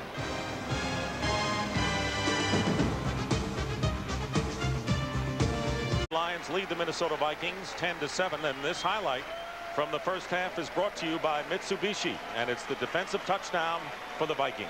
And it's a combination of things. First, Mitchell never sees Brady underneath it, and a nice job of Brady of just being sneaky and making a catch, and then having a presence to flip it back to Washington, who does the rest of the damage. Now, since that time, the Detroit Lions have settled down and are starting to play like we expected them to play. Yeah, we expected a high-scoring affair and still might get that in the second half, but the defense has really played very well, better than expected, but it seems as if the Lions in particular, and with Moo's injury, starting to play their way. Yeah, and I think the other thing is Barry Sanders. Barry Sanders settled down, and he got the Lions settled down. And he's almost got 100 yards in the first half, and I think anytime you're going to get Sanders a little mad. Remember they had him on the sidelines, kind of gave him a little extra, and he got up and a little PO'd, and boy, he came out running like a bandit. He was PO'd at 93 yards rushing in the first half for Barry Sanders, but the injury to Warren Moon, and that cast a pall over this entire crowd. Yeah, it really does. We have to go back to what we said at the beginning, that as far as Warren Moon can take them is as far as this Minnesota Viking team will do. And if he's hurt, that's going to be awful tough. I mean, because he's going to be hobbled off that ankle or foot, whatever it is, and he throws, you know, quarterbacking, you throw with your legs and your feet, obviously. So Brad Johnson came in and very nearly led the Vikings to a chance before clock ran out, before they could try a field goal. They had run out of timeout, so Brad Johnson looking like he'll come out. And of course Scott Mitchell in the first half, 11 for 23 for 130 yards, a touchdown pass and 2 interceptions, one of which cost the Lions. Well, a slow start for Mitchell, but then he's been finishing strong, and I think they're starting to find their rhythm. And so if you're the Minnesota Vikings, you've thrown all kinds of different looks. Foge Fazio, the defensive coordinator, has given them a lot of different looks. And now you have to settle into what they're going to do. And if you're going to start loading up on the outside, then Barry Sanders is going to kill you. And through the first half, to the tune of about 100 yards, that's happened. And there you see, you're right, Sanders and Moore combined 194 yards. Moore over 103 yards and a touchdown catch. And the total yards for Minnesota just 93. Halftime stats heavily favor the Lions. Surprisingly, they have made the 2 turnovers in the game, and yet they lead by 3. Yeah, and I think, you know, again, I'll go back to this. You know, that's Barry Sanders. I mean, Sanders has been the difference for this Lion offense. He's taken it upon himself to settle everybody down. And then, you know, there's 230 yards of total offense. But if he gets a 200-yard rushing game, he has the second half as much as the first half. That's, you know, that's lights out. The word on Warren Moon, they are x-raying his right foot and ankle. And hopefully it is not severe damage, although he had to be helped off the field in the waning moments of the first half. Jason Hansen will kick off, and the Vikings and Brad Johnson will get the ball first. Conrad Ismail and Amp Lee will be back deep for the Vikings. And so when a guy like Warren Moon goes down, you have to see who steps their game up in the second half and who's going to take it on themselves. Amp Lee returning for the Vikings. Amp Lee to the 20 and wrestled down at about the 23-yard line by Ron Rice, one of the rookies who made this Detroit team. There's Brad Johnson, who completed both of his attempts in the first half. In fact, he completed his first 8 passes in the NFL, so now he's 10 for 10 in his career. That's almost perfect. Should quit while he's ahead. First down on the 24-yard line. That's why you need to have 2 reliable quarterbacks today in the NFL. Never know. Johnson to throw the ball on first down, and he's got Carter. Corey Raymond is defending on the play in a pickup of about 8. Now, Brad Johnson, you know, Brad Johnson's not played a lot, but he's not dumb. And he knows what he has. Now, you know you have Chris Carter, and he's a chain mover. He's a big physical guy. You got to get the ball in his hands. They made a mistake in the first half, only getting 2 balls at him. And then on the other side is Jake Reed. Those are the guys who are going to have to open up this offense. Second down and 3. Brad Johnson misses connections, flips it to Robert Smith. I got to tell you something, Dick. I've seen some of the freakiest football plays I've ever seen in one game. Guy goes out of bounds on punt coverage, runs all the way behind his own team, and comes in and makes the play. That's the first thing. Then Herman Moore catches a ball, somebody blows a whistle, and everybody stops. And then this time, Brad Johnson fumbles the ball, picks it up, and throws it, and Robert Smith's kind of just standing there. Everybody stopped with him. And on the play you talked about with Moore, he ended up getting the first down. It'll be 3rd and less than a yard for the Vikings. Amp Lee in the backfield. And a whistle And we may have a false start against the Minnesota Vikings. Red Cashin, our referee. Before the snap, false start, number 73 on the offense. 5 yards. Todd Stussy, the left tackle. That's a costly penalty because it was 3rd and short, and now they've got to go 3rd and about 5.5. Dennis Green, whose best record since coming to Minnesota was his first year when he won 11 and lost only 5. They're the 3rd down conversions so far today. Minnesota 3 for 8.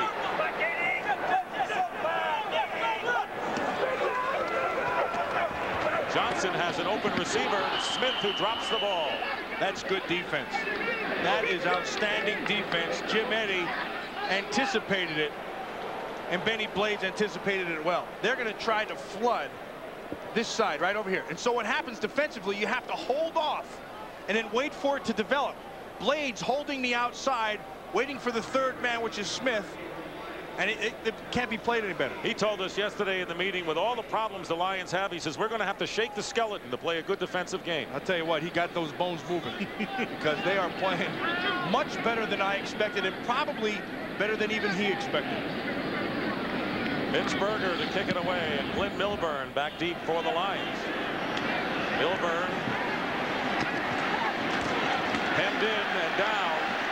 Vikings did a great job, as they've had all day long, covering punts. And that time it was Mike Morris. He's played well on special teams in this game. He always does. Sunday is brought to you by Toyota and their full line of quality cars and trucks. Toyota, I love what you do for me. By Starter, no one's closer to the game.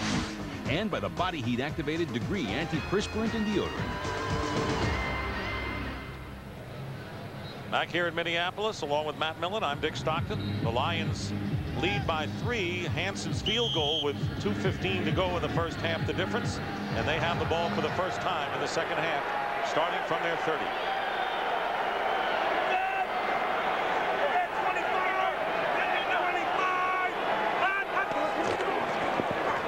Play action.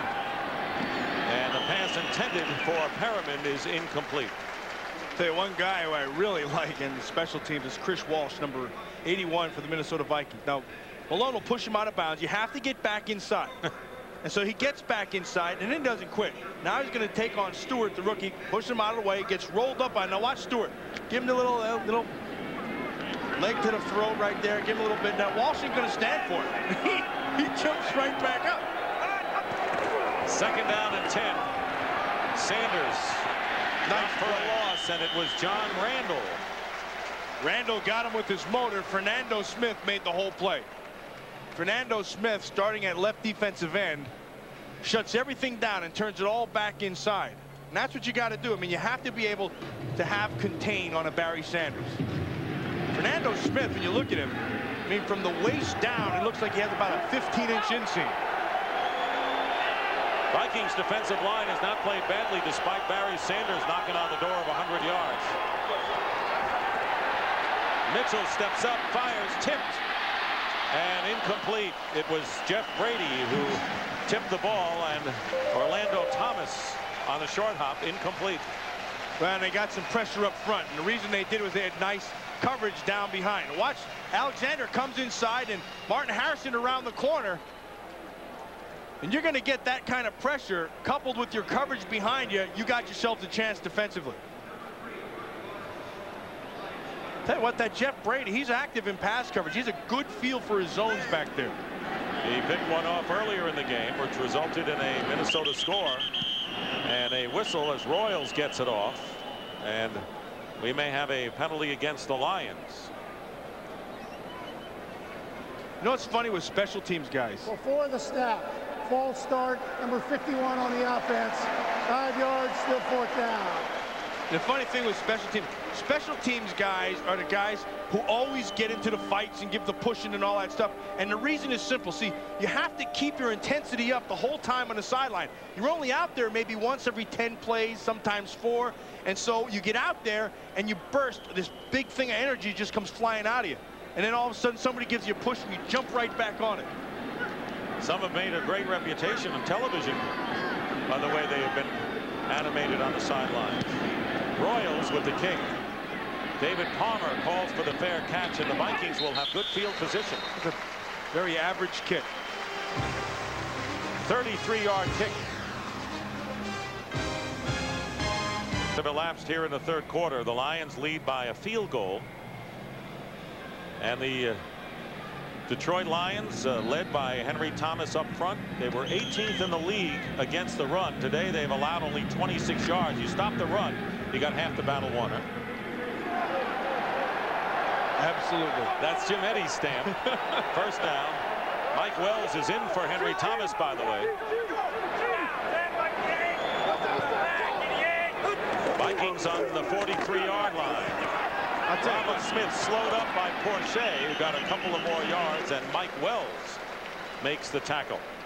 Well, as we mentioned, the pennant races are heating up, and so does Fox's coverage of Major League Baseball. The Mariners fighting for their playoff lives. They'll take on Albert Bell and the front-running Indians. And there are the games coming up, and they all have playoff implications. In the late game, the Padres take on the Cardinals. Check your local listings for exciting baseball action. There were times that the Minnesota Twins dominated the American League in this very park. Here's Robert Smith. A big opening for Robert Smith and a big gain to the 30-yard line of the Lions. Hey, you watch that left side of the offensive line. Randall McDaniel, Todd Stussy, they really do an outstanding job. Watch him right over here. Greg DeLong, the tight end. Good job of Christie getting out there. Look at that. McDaniel inside. Heck, run that thing right up inside. That's good. Good blocking up front. Pepper Johnson right there. He's starting to skate. He's got to be more aggressive and attack that thing. 23 yards on that play by Smith. He gets the call again and bounces his way for a gain of about 8 yards. Remember, Smith missed 7 games with a sprained ankle a year ago. Remember, we just said somebody's going to have to pick it up on the offense. It looks like Robert Smith is saying, hey, I'll be the guy. You know, the interesting thing about Smith, he's not a real big guy. He's tall. He's a long strider. He can get to the corner. He's fast.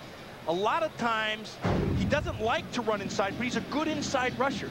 What he likes to do is get through the hole between the tackles and then get to the outside. Smith coming on strong. Van Malone was shaken up, and he will leave for the Lions. Will be replaced by Ron Rice. So a rookie is in there now. Well, yeah. He's not a rookie now. Ryan Stewart is. See this jersey, Dick, right here? See it, Robert Smith? Yeah. On the back of his jersey. He don't like that. It says, see it, Robert Smith. He said, can I just put an R. Smith or something back there? He said, because it looks like you're in Little League, where you have the little things. Robbie, you're next. He said, you know, I just want to be an NFL player. Give me R. Smith at least. How many guys have both names on their uniform? I like it.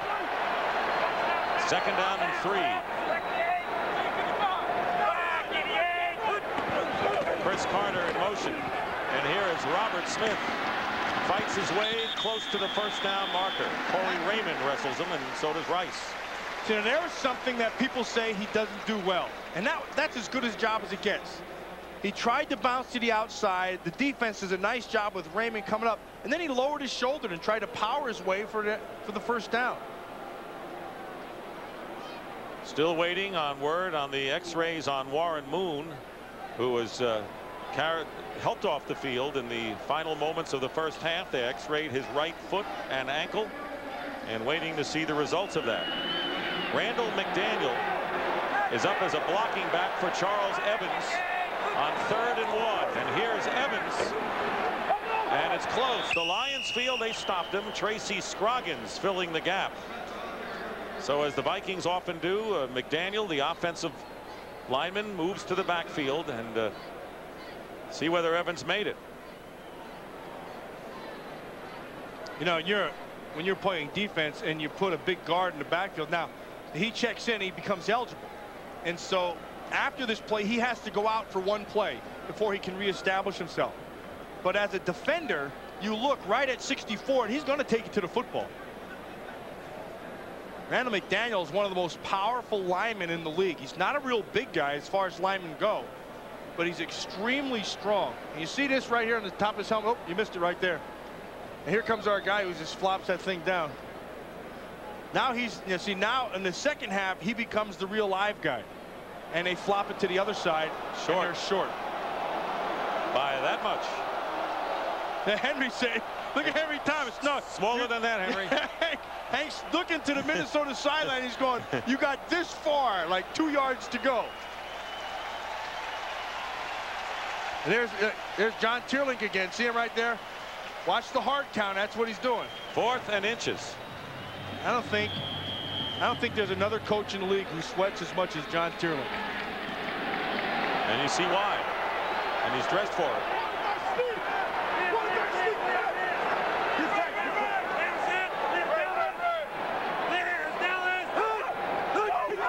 I think they got the job done. Yeah, well, no, they got Corey Stringer to jump. Did they? They got Corey Stringer to jump. I'll tell you what, that Luther Ellis is playing a heck of a football game today. He and Porsche. You're right, Corey Stringer jumped. 5 yards, still 4th down. So it really doesn't hurt. They obviously weren't going to run the play. They wanted to get the penalty against the Lions to give them the first down that way. And so Scott Sisson comes on to try to tie the game.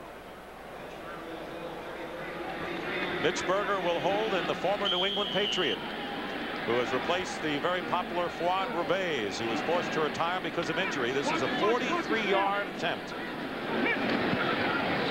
And Sisson's kick Missed it is no good. He hit the upright and bounced down.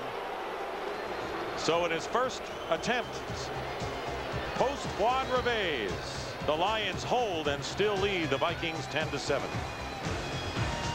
In this game, and want to remind you that the 1995 NFL Rookie of the Year was running back Curtis Martin of the New England Patriots, who led the AFC in rushing yards. Each week, Degree will be tracking this season's hot rookies. So a missed field goal by Scott Sisson gives the Lions a first down on their 34-yard line, leading 10-7. Play fake and a lot of time for Scott Mitchell, going deep for Brett Perriman, but covered by Dwayne Washington. Incomplete. Well, what set up the missed field goal was this. I want you to listen to Johnson and his hard count. And he actually gets Stringer to jump.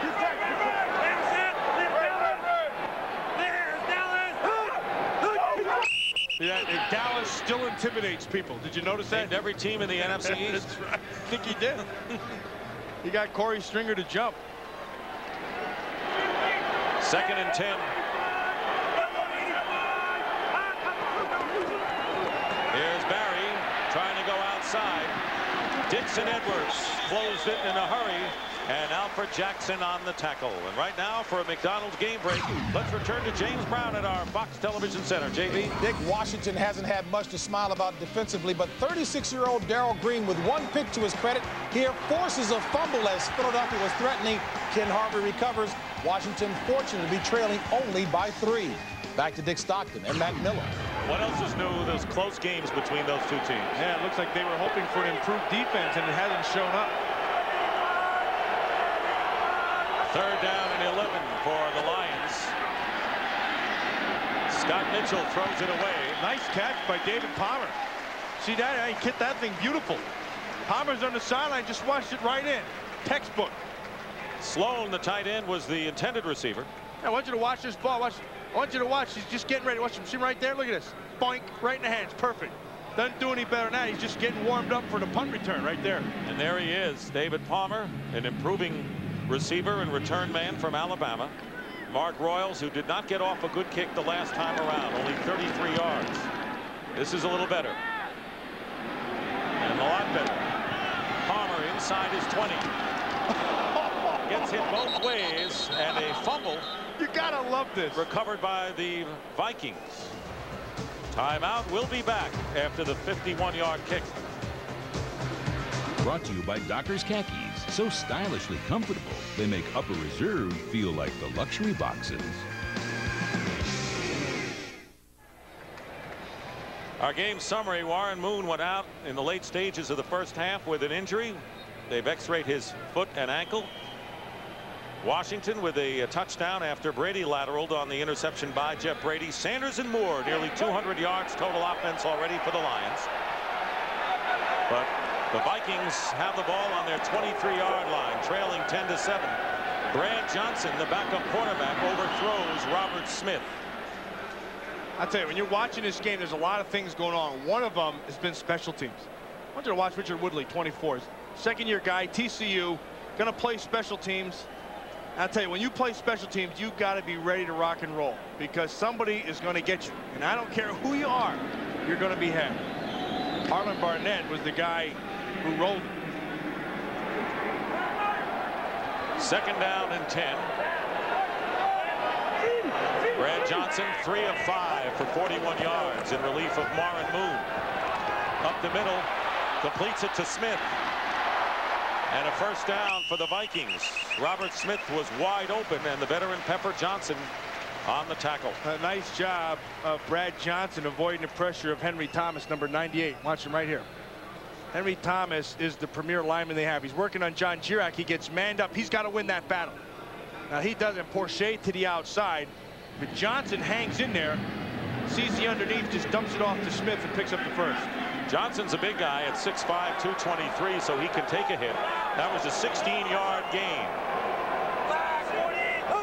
First down at the 39. Smith in the middle runs right into Pepper Johnson. That was nice by Pepper Johnson. That's what he's got to do. If Pepper Johnson is a big physical guy, and he can be a thumper. Remember last year Spielman was in there, and Spielman was not that kind of a guy. You're going to watch him right here, number 99. He's going to fake and then come back. Hold your ground and then go meet him. Boom. That's good physical football. Head up, runs right through him. When his legs come back and he learns this scheme, I think they're going to be better inside because he's a bigger body and he can hold his ground. Right now, Matt, he's playing on instinct. Yeah, you're right. He doesn't know that scheme yet. Second down and 5. Johnson swings it out to Smith. And tackled by Ryan McNeil. You can see Smith has been very active. His shirt is out of his uniform pants in the back. Got a little blood going there. You know, you see a lot of blood like that. You see this all over his leg. When you see blood, you hope that it's not yours. Because I'm going to tell you something. You start playing and you don't even think about it. And then pretty soon you come to the sideline and they say, boy, here's that blood. And you go, oh, I hope it's not mine. And the majority of the time it is yours. You just start wiping it off.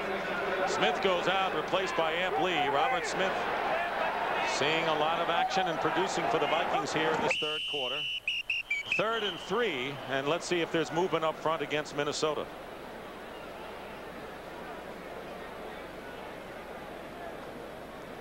Before the snap, false start, number 66 on the offense. John Jurek, the converted tight end. Let's go back to the injury to Warren Moon toward the end of the half when he was tackled by Kerwin Waldrop, the backup defensive end. It just came around the corner. You know, it really doesn't look like much from that point. But the thing is, and I hate to bring up the AstroTurf, but turf is sneaky like that. They x-rayed the foot and ankle of Warren Moon, who hasn't been back, and Brad Johnson, in his 5th year from Florida State, has been in there at quarterback. 3rd and 8. And he's been doing well. Out of the shotgun now. Johnson completes to Amp Lee, but he'll be shy of the first down by 5 yards. And Ryan McNeil with another solid tackle. Yes, and very good job. Look at him. He's getting all over Jim Eddy. Heck, Jim Eddy's as happy as Ryan McNeil. He's having a blast. And that's a nice job of Ryan McNeil of maintaining the discipline of the scheme. He held the outside, stayed back in his zone, and then came. I got to tell you something. These Detroit Lion coaches are sweating more and being more physical than the players on the field. Between Jim Eddy and John Tierling, heck, they're all over the place. They never expected to be this good for their defense today. Mitch Berger will kick, and Glenn Milburn back deep for the Lions. Great high kick and good hang time for Berger. Milburn with a fair catch at the 15-yard line. Well, the Vikings did the right thing, keeping Berger as their kickoff and punt man, no question about it. Always the focal point, and let's see where he has run so far this afternoon. You can see left, middle, and right. And I think the thing to remember as you look at this, the right side is where he's gotten most of his yards, at 73. But the thing to remember with Sanders is it can start anywhere and go anywhere. So he'll get that ball deep in that single back formation, and he can take it start left and end up right. On the 15-yard line, a play fake and a bootleg by Mitchell, and his pass is caught nicely by Johnny Morton, and a first down. Gain of 16 yards, and the Lions get out of some trouble there. And somebody's down in the middle of the field. Yeah, Orlando Thomas, who, by the way, led the NFL with 9 interceptions a year ago. And they're working on his right leg. So this has been an unpleasant day injury-wise for the Vikings, who lost their quarterback Warren Moon in the first half and still have not gotten official word. They've x-rayed his foot and ankle. I got to tell you something. That's one of the dangers of the way training camps are run now. You only have 80 guys out there, and you have the salary cap and who's in and who's not. You can't get guys banged up, so you don't play them all the time hard, and you don't practice them hard either. And so you go through training camp, you have your 4, 5, 6 weeks. Guys are kind of going 3/4 speed. Now all of a sudden you say, here's the opener, go get them. And you have to blow full speed. And a lot of times you get the injuries because you're not conditioned to the full speed.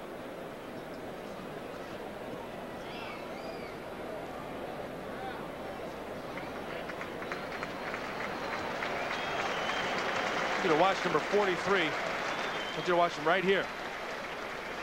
He's just going to go, and he's just playing center field and run to the football, and that's one of those things where he just kind of stepped on himself, and then his own guy runs into him, and you wonder, you know, did it happen off the turf? Yeah, I'm not a big turf guy.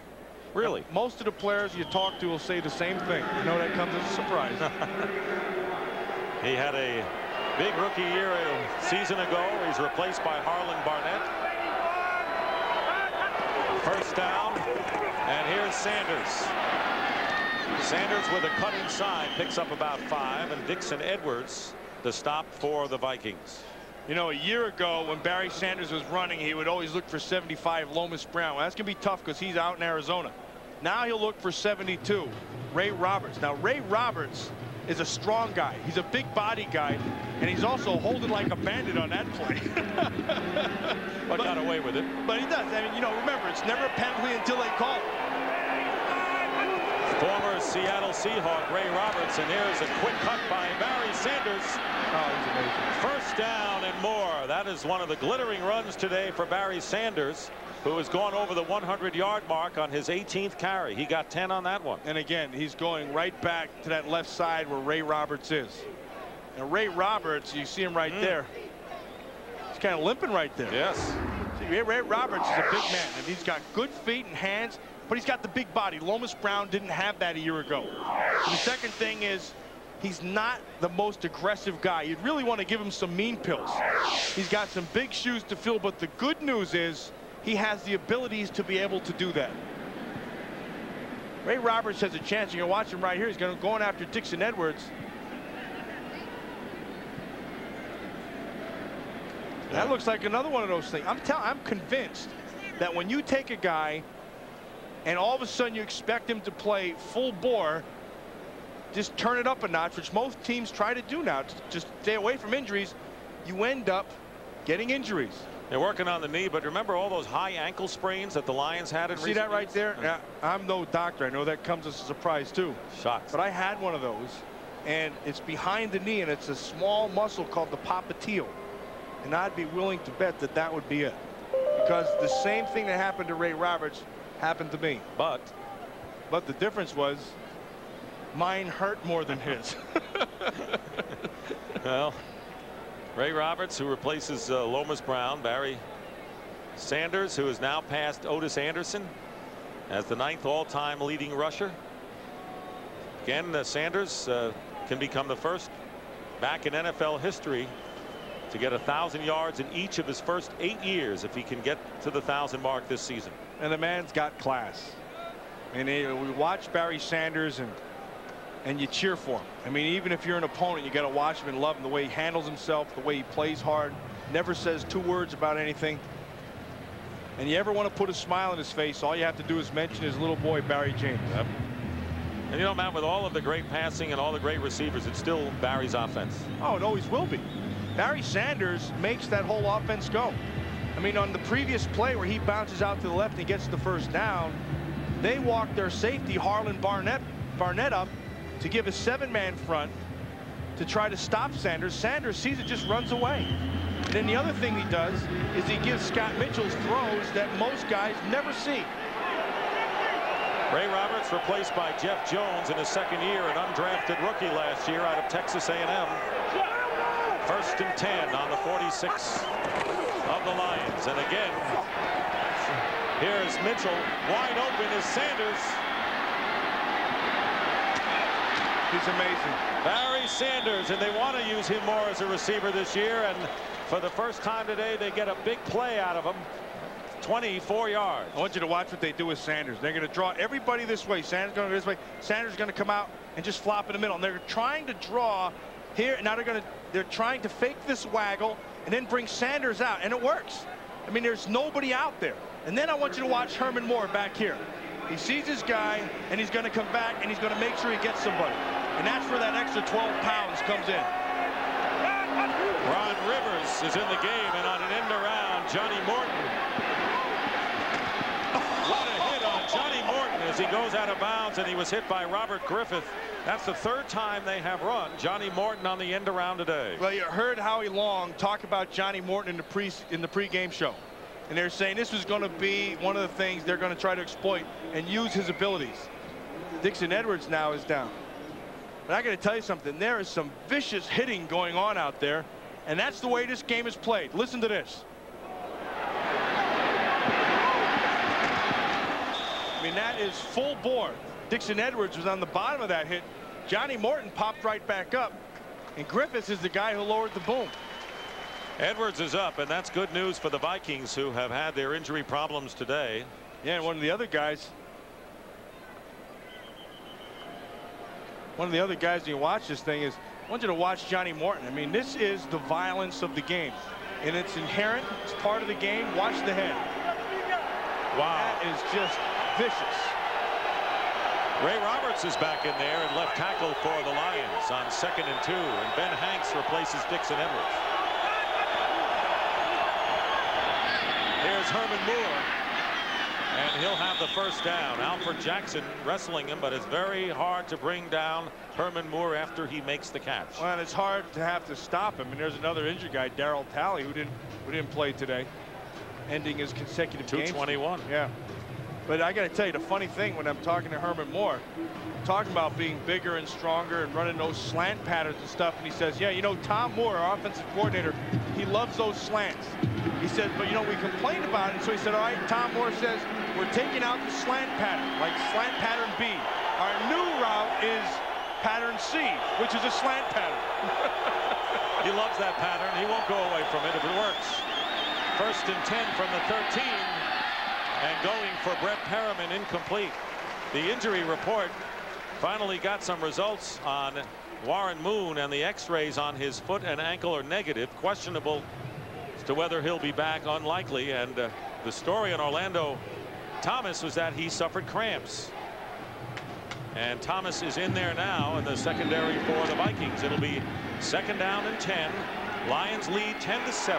2:40 remaining in this 3rd quarter, and a timeout called by Detroit. That's a smart timeout. You don't know how many more times you'll be inside the 15.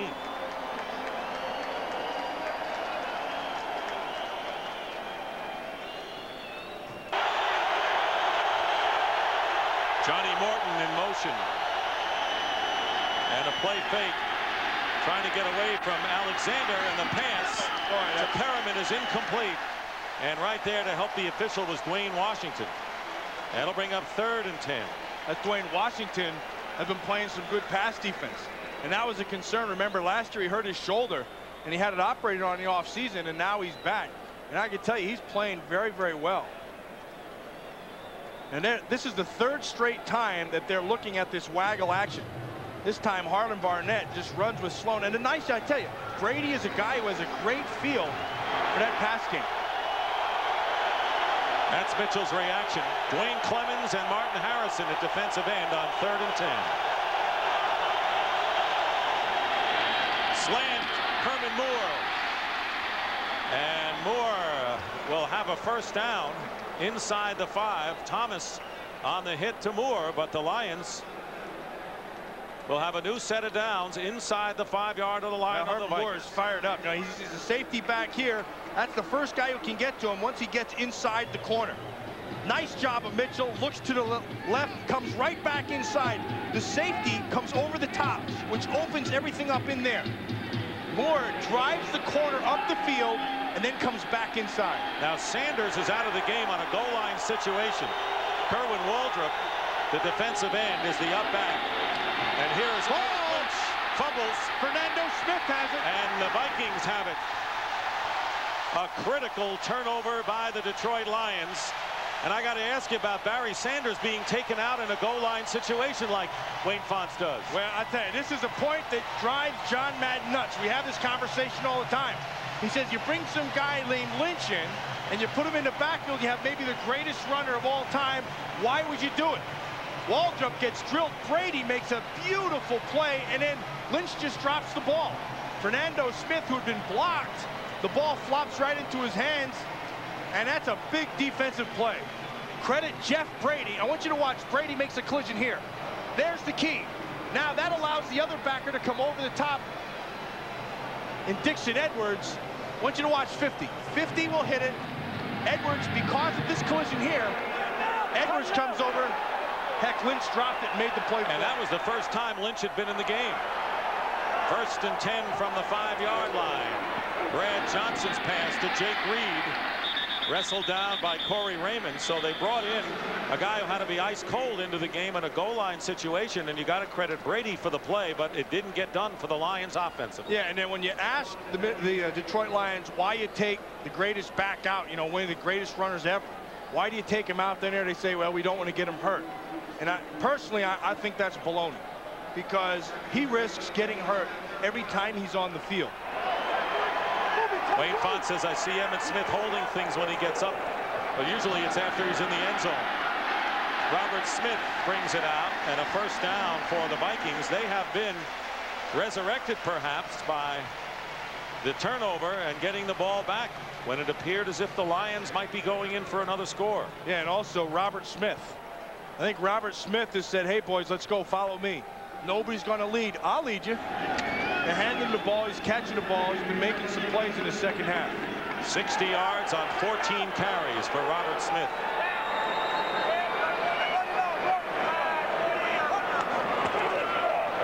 Brad Johnson with a fake. Going for Jake Reed. And Reed and Benny Blades going at it now.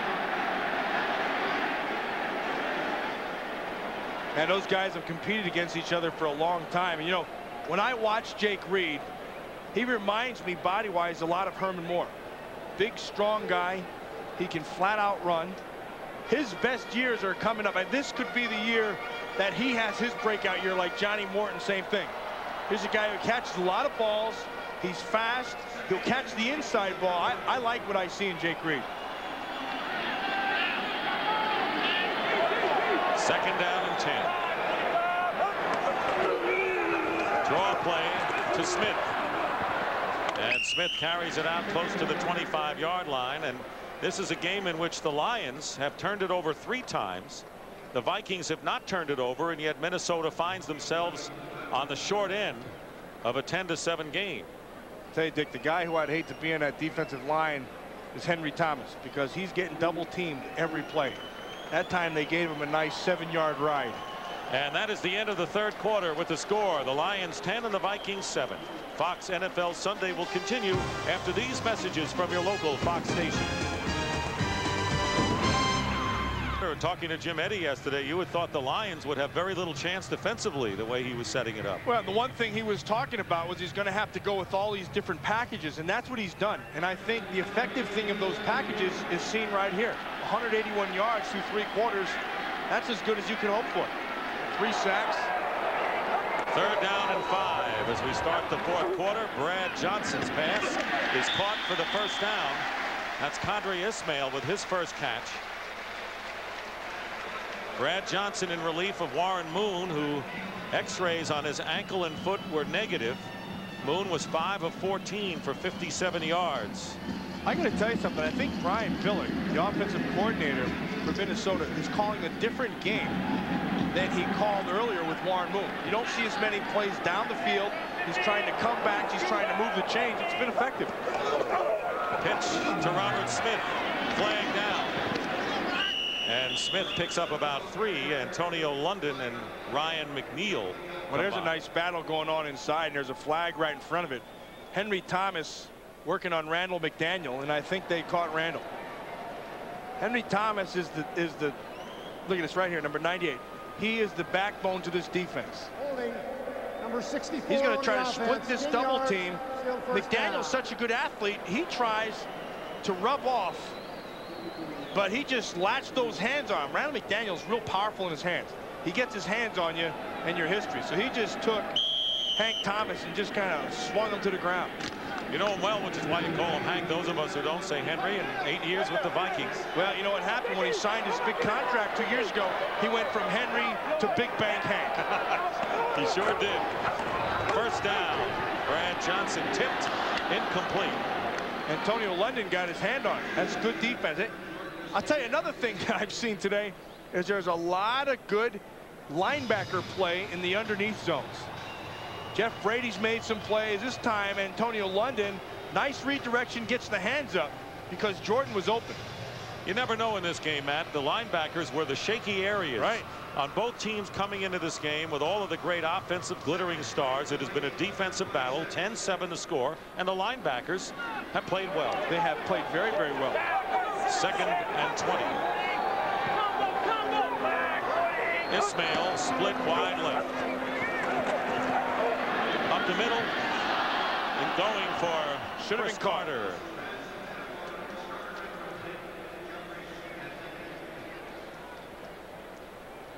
It's live, it's wild, it's totally unpredictable. Fox After Breakfast will do anything and go anywhere to jumpstart your day every day, and see why people are saying it's anything but the same old morning routine.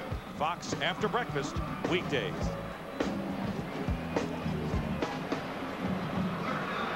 It'll be 3rd down and 20. The ball back on the 26-yard line.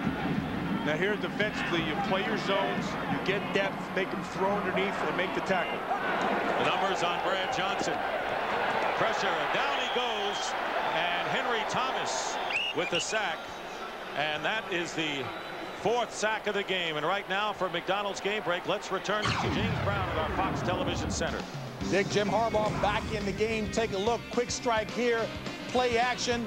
Guess who's running the go route? The rookie, Marvin Harrison, hauls it in for the score. Indy on top, 20-6, late in the game against Arizona. Back to Dick and Matt. Went to a great school, Marvin Harrison. Yeah, he really did. I think he went to Syracuse after Penn State rejected him. Regardless of that, that kid can play. I think he is outstanding. Mitch Berger, who's been punting outstanding, doesn't get off a good one here, and Glenn Milburn returns it into Viking territory. Harlan Barnett makes the hit. Good field position for Detroit. Is brought to you by the all-new Eclipse Spider Convertible. It's fun you can depend on from Mitsubishi. By Wrangler, real comfortable jeans. By New Miller Beer, the brand new beer from Miller with big flavor that goes down easy. And by KFC, for everything a meal should be, everybody needs a little KFC. Dick Stockton and Matt Millen back at the Metrodome, where the Lions have their best starting field position. The Vikings 48. Plenty of time to go in the 4th quarter. 10-7 the score. A hole opens up for Barry Sanders, and he picks up the 1st down. Griffith and Brady. The Lions were trailing 7-0 in the 2nd quarter when Herman Moore was on the receiving end of this Scott Mitchell touchdown. It went for 17 yards to tie the score. You know, and honestly, Corey Fuller couldn't have played this much better. I mean, he was right on him. He looked at the right time. Herman Moore just used that big body and collected.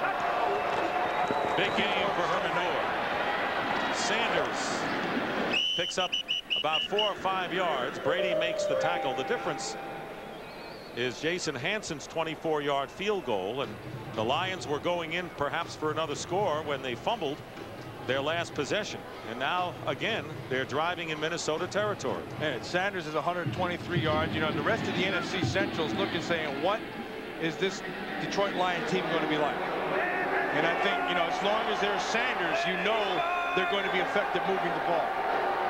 2nd down and 6. Mitchell's pass behind Moore, and it's intercepted by Jackson. Bad pass. Alfred Jackson. Moore tries to come back for it, goes off his hands. And then Jackson makes the pick. That's the 4th turnover committed by the Lions. One of them came back to haunt them. Let's see if this one does. Saw the blitz coming. You see Brady coming inside. He comes up, thinks he has man outside, and then throws it behind. And a great job of Jackson of staying with that thing. And he knew it right away. I think what scared him off was the backer coming from the underneath. He didn't want to lead him because he thought it would be picked. Instead, it got picked on the other end. Those 3 interceptions tie a career high that he established with the Miami Dolphins. He threw 3 against San Diego 3 years ago. So 4 turnovers by the Lions, and the Vikings are on the 22-yard line. Robert Smith and Robert Porcher was going after the ball as Smith picks up about 5. You know, one of the guys who's untested and has been in that offensive line for the Minnesota Vikings is the right guard, 66, John Girac. Now, Girac a year ago was about 24 pounds lighter. He came in, now he's like 295 pounds, but a year ago they used him as their swing tight end. They'd put him in the backfield. They finally settled on him playing guard. He's been doing a solid job. He wore number 46 then. Robert Smith. A great run by Smith. And should turn around and thank John Girac, because Girac just put somebody on their back inside. Watch number 66. I mean, it doesn't get much better than this. You can watch him right here. Luther Ellis takes him and just slams him. Gets some help from the tackle Stringer, and that opens it up for Robert Smith, and Smith just runs right up his back. And Robert Smith has turned it around dramatically in the second half. 79 yards in the second half, only 10 yards in the first. First down, Vikings. And the hitch to Carter, and a gain of about 4. 11 minutes remaining in the 4th quarter. The Lions lead 10-7. Twice they have been threatening in Viking territory, only to turn it over. And now Minnesota still within range, trailing by 3. Mitchell has thrown 3 interceptions today. One of them returned for a score. Second down, 6. Ball at midfield.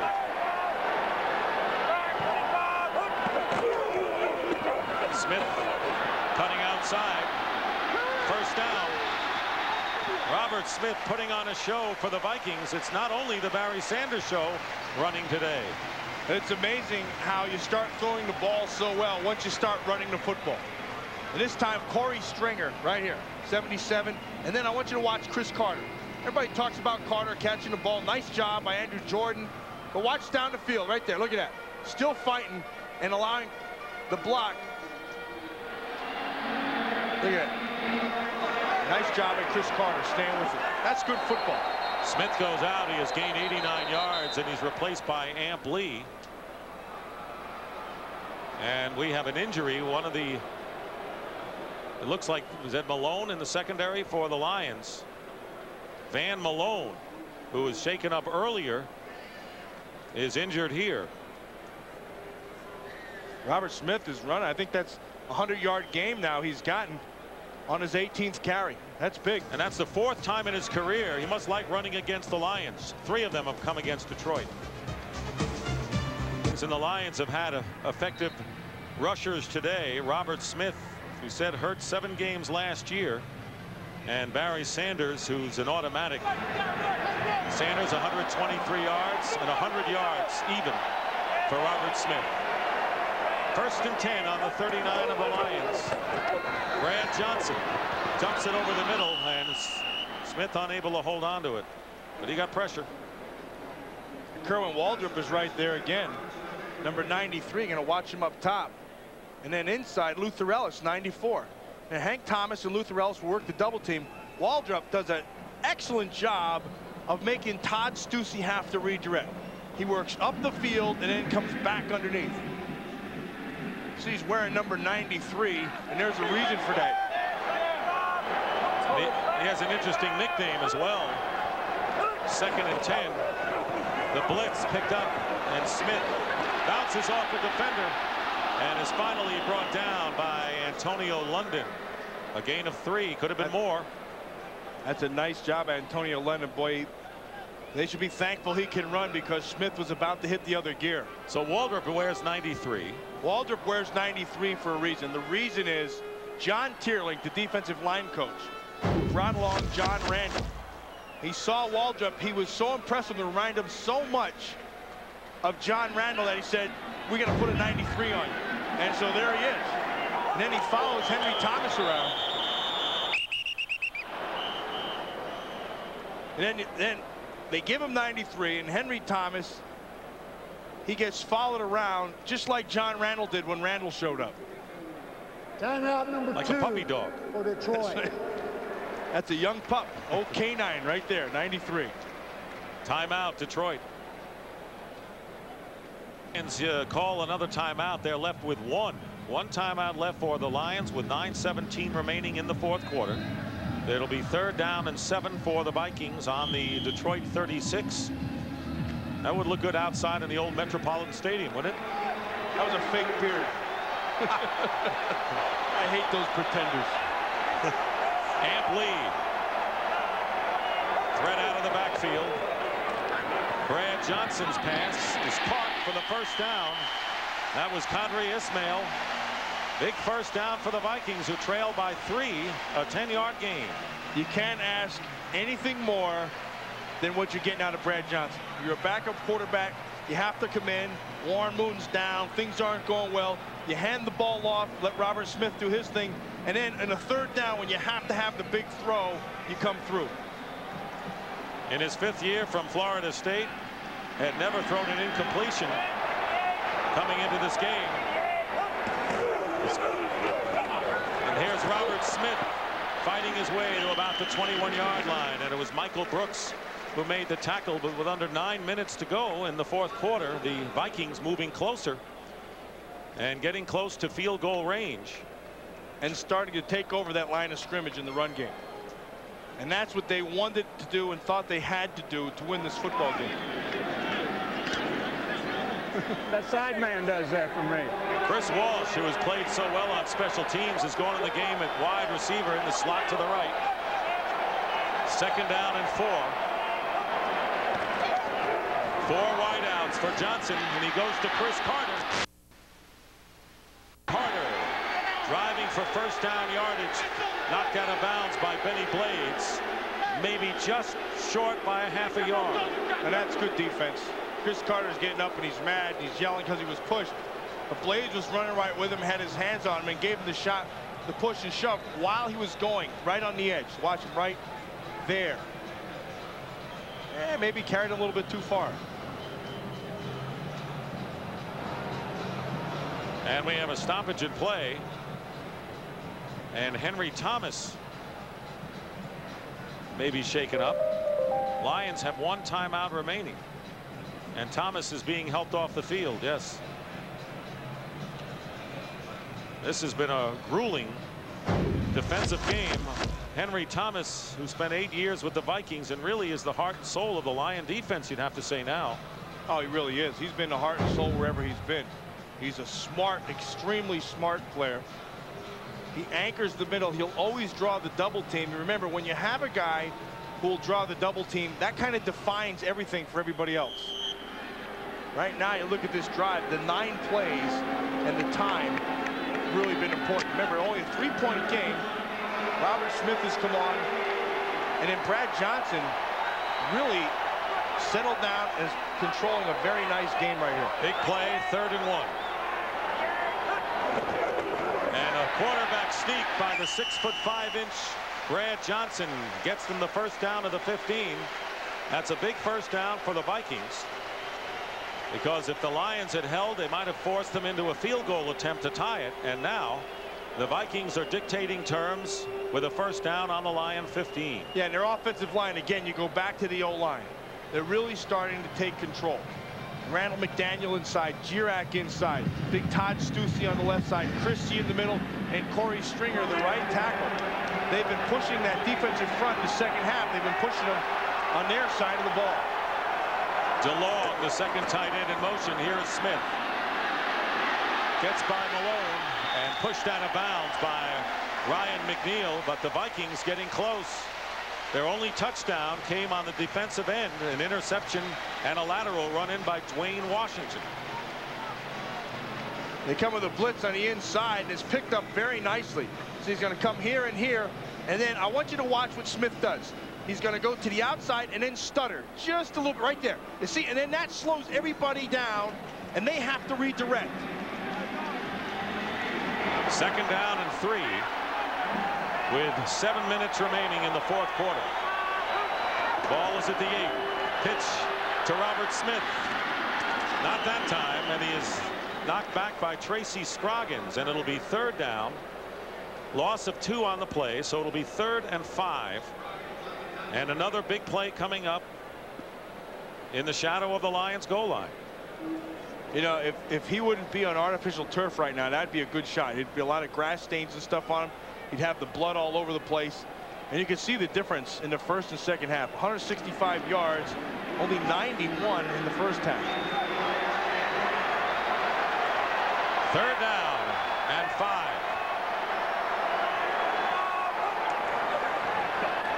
Brad Johnson rolling out. And he's got Chris Carter. That's a mistake on Chris Carter's He part. could have had the 1st down. He had room to get the 1st down, but he stepped out of bounds. Yeah, he misread it. I mean, he's got to go beyond that marker. He rarely Sees the makes a coverage. mistake Now like he's this. looking right at it. He's got to know where he's at. He knows that's a mistake. He can't regroup in time. He should have gotten up here. I mean, there was nobody there. He was working on the backer. It was a freebie, and he didn't get it. So Scott Sisson will try to tie the game with a 25-yard field goal attempt. The kick is good. Sisson had hit the upright on a 43-yard attempt earlier, and now Carter is really upset Well, he's over mad. on the Viking sideline. Yeah, yelling at Chip Myers there. Myers is trying to calm him down. He's mad at something. I'd be mad at myself for not getting the 1st down. I'm sure he thinks there's a reason why it didn't happen. Whatever the reason is, you got to know where those chains are, and you got to get beyond them to make the catch. He's hot. Watch it. He's yelling at somebody. He's yelling at Jordan.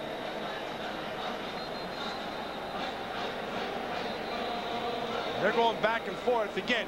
You know, there's a lot of yells, a lot of emotion, and that stuff happens. But you also have to have awareness of where you're at on the field. So Carter did not see the marker, and he stepped out of bounds if he did see it, and the Vikings have to settle for 3 to tie it up. Well, last year on Thanksgiving Day at the Silverdome, 82 points was the combined score. Today only 20, but remember last year in week 2 the Vikings beat the Lions right here 20-10, and 2 years ago in week 2 right here the Vikings won 10-3. So they have played low-scoring games or lower-scoring games earlier in the season. Yeah, that just means familiarity. I mean, they're familiar with each other, and so you get those kind of games. You know, in that last play when Carter's mad, there's so many parts of football that you don't know, all the little small things, and that's what Chris Carter was upset about. Something didn't happen which was supposed to. Mitch Berger with the kickoff into the end zone, and Glenn Milburn will run it out. And he is hit upright. Richard Brown. Well, this Metrodome crowd is enthusiastic here, but outside for the first time since 1981 they allowed tailgating. It's something that had been banned in town because they wanted to protect the local restaurants, but this was an automatic in the old Metropolitan Stadium, the tailgating. And it was easy to see why they were trying to protect them. Look at all that food out there. Good food too. Strapping the feed bag on. Inside, the Lions in a tie game at 10-10 have the ball 1st down. Barry Sanders following Ray Roberts has a 1st down. Barnett on the tackle. Big gain again by Sanders, having a big opening game. That was a 12-yard pickup. Now Compton is down in the middle of the field. A lot of guys banged up. Oh, it's Zephros Moss, rather, 71. I thought it was 77. One of the 2 holdovers in the offensive line, along with center Kevin Glover from a year ago. 5:17 on the clock. Why is it?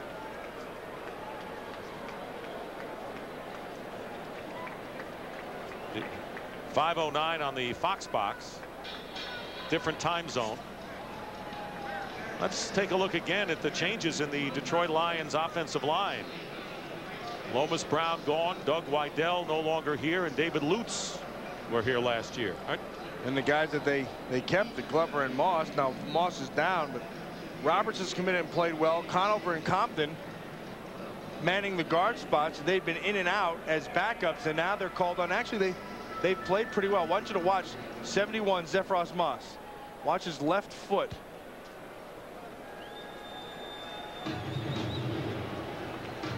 No, just another one of those. The turf monster bit him. Jeff Jones will replace Zephros Moss at right tackle.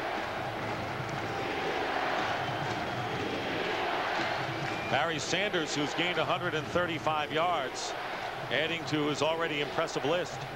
He carried 9 times in preseason, 21 times already in this game, and the Lions have a first down on their 33. I mean, usually the Minnesota Vikings have had a pretty good history of keeping him bottled up, but not today. And the time of possession have kept the Lions offense off the field this half.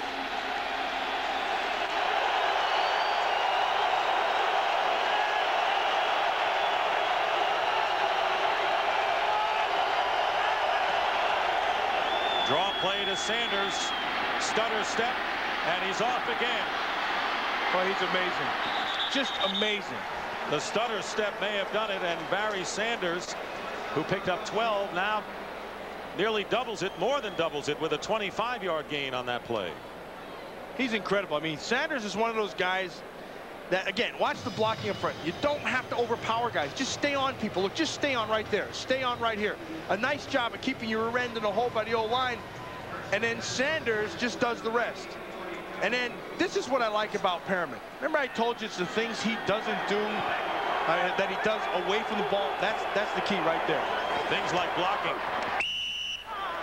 And here is Sanders diving forward. He's got over 160 yards. Want to remind you that coming up on the NASDAQ postgame report, the Fox Television Center in our Hollywood studios will get you up to date on all the scores from this first Sunday of the NFL season. That's all coming up on the NASDAQ postgame report. 4:25 and running. Lions with a second down and 6 on the Viking 38. Tied at 10. Mitchell to the sideline, and Moore has it. Herman Moore timed his jump perfectly and beat Alfred Jackson to the ball, and a gain of 21 more yards. It's kind of like that fade stop, but not quite. They're going to throw this ball behind him, and then Moore just uses his height. Watch, the ball's thrown behind. Now stop, let the guy go past, come underneath. That's some good stuff. I mean, that's a lot of timing and a lot of play after play of throwing that thing, and then Herman Moore gets those tiptoes down. 11 catches, 140 yards, and a TD. Not bad for a debut of this season. From the 17, Sanders is brought down by Derek Alexander and Robert Griffith. They clamped down on him in a hurry, and a loss of a yard. A little more aggressive play calling from the Minnesota Vikings. At that time, they go with the run blitz to try to bottle him up, and it was effective. Interesting, Tony Dungy no longer in Minnesota. A lot of the Vikings felt that with Foge Fazio, they'd have even a more aggressive defense than they had in the past. Well, and I think in fairness to Tony Dungy, you have to remember he had a lot of young guys last year. Now, he does like the zones more than Foge does, but he also had to work with a lot of young guys who weren't ready to be exposed to all the blitzing. 2nd and 11. The blitz. And Perriman on the reception and a gain of about 3. 3:18 and running, and the Lions already in field goal range for Jason Hanson. And Brett Perriman, he just cracks me up. You see the timeouts remaining. Lions have won. Perriman is a hard playing guy. I mean, he plays, he runs his routes hard. He'll block for you all the time. He always wants the ball, but he's extremely competitive, and that's why I'd have him on my team. 3rd down and 8.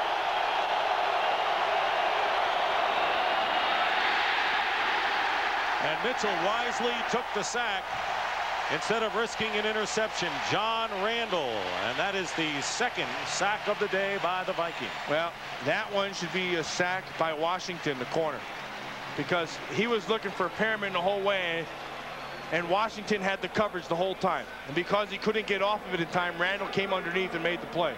Now Hansen had a 47-yard attempt that was bungled on the snap, and then he made good from 24 yards. This is a 39-yard attempt to try to give the Lions the lead.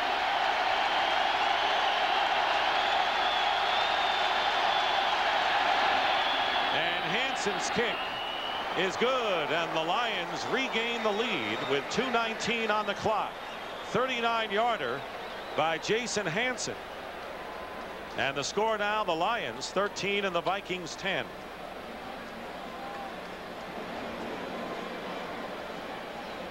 So the drive stalled and Hansen came through. Hansen with some pressure hits this thing perfect. I tell you, in a game where we expected to see a lot of offense, you now have 23 points and some pretty good defense. Good game. It really has been a good football game.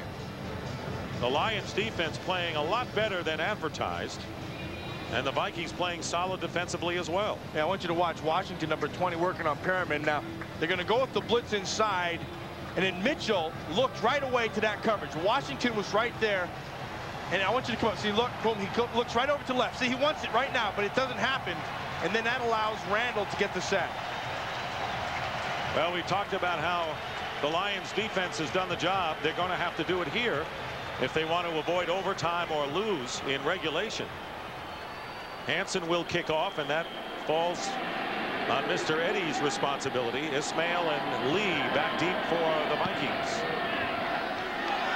And a kick to Ismail, who will run it out from 2 yards in the end zone. Andre Ismail, flag is down as Woodley makes the stop on Ismail at the 30, but there's a penalty marker. I think that may start him from about the 11-yard line, boys. That will nullify a pretty good return by Andre Ismail. They got one group pointing one way and one the other way. That's going to go against Detroit. Personal foul, low block, number 34 on the kickers. He's 15 yards from where the play is over. That's a big one. A low block on the kicking team. You don't block when you're kicking. But I think what he wants to say is, if a guy, see, as you go into the wedge, you have to stay above the waist. So here's your mark. You have to stay there, and see, there it is right there. That's a good call. That's a good call. He went in right underneath. It was Reggie Rivers, and he threw himself low. You can't do that. You got to hurl yourself right into the face. That was Frank Novak, the special teams coach of the Lions. So a costly penalty after a superb return by Andre Ismail. 32-yard return by Ismail, and the Vikings will have the ball on their 45. Short field, and a good call by the officials.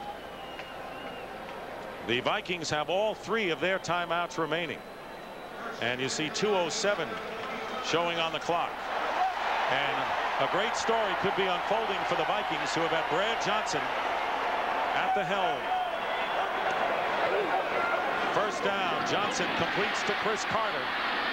Wrestled out of bounds by Raymond into Lion territory. Well, next week, America's #1 pregame show catches up with Prime Time as he shows us his private workout. Join Terry, Howie, JB, and Ronnie live for a full hour of NFL entertainment and information. Coverage begins at noon Eastern, 9 a.m. Pacific. Terry, Howie, Ronnie, and Deani. Vikings with a 2nd and 4, just in Lion territory. Trailing 13-10. Jake Reed bobbled it, but held on as we get down to the 2-minute warning with 1:57 on the clock. But the Vikings are driving. Back to the Metrodome in Minneapolis, along with Matt Millen. I'm Dick Stockton. Opening day, Vikings and Lions, who have played a lot of barn burners and high-scoring affairs over the years. A lot of people expected this to be in the stratosphere, but it's been a defensive battle. Lions lead 13-10. But after the 2-minute warning, the Vikings have a first down on the Lion 37-yard line. Play action fake by Brad Johnson. And he tries to go out in the flat to Robert Smith. This has been a surprisingly defensive struggle. We have some flashes of offense. Brad Johnson is in there because Warren Moon got hurt, x-rays negative on his foot and ankle before the end of the half. Lions have showed some flashes today, Matt, but the defenses have really ruled in this game. Yeah, the defenses have played well through the first half. And then in the second half, Barry Sanders took over and Robert Smith has taken over. And they've really been the differences in the second half of this game. Both have gone over 100 yards. Sanders about 160. 2nd and 10. Johnson passes to Grant along, the tight end. Short of a first down by about 4 yards. Ryan McNeil making the tackle. Let's take a closer look at the game summary. Warren Moon came out with injury in the final moments of the first half. And a defensive touchdown. Here's the injury. Yeah, Waldrop just came around the outside and Moon throws, not setting his feet. It didn't look like much, but it set him out for the rest of the game. Herwin Waldrop, the rookie from Central State in Ohio. 3rd down and 4. Nowhere to go with Johnson. Touchdown to Chris Carter. He found someone.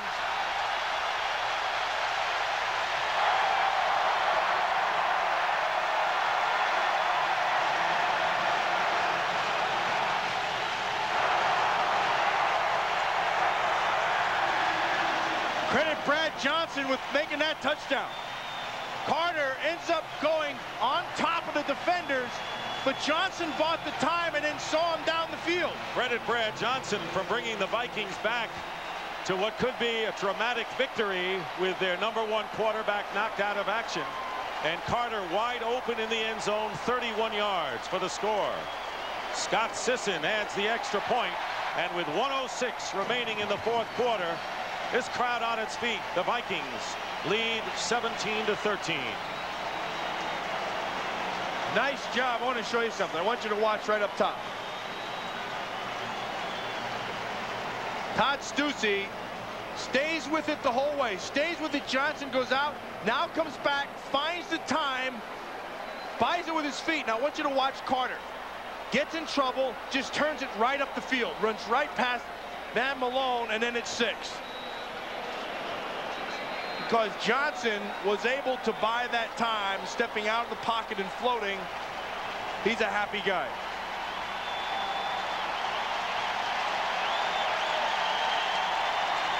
Stussy did a nice job of staying with this block. Watch him right there. Stays inside, stays with it. Touchdown.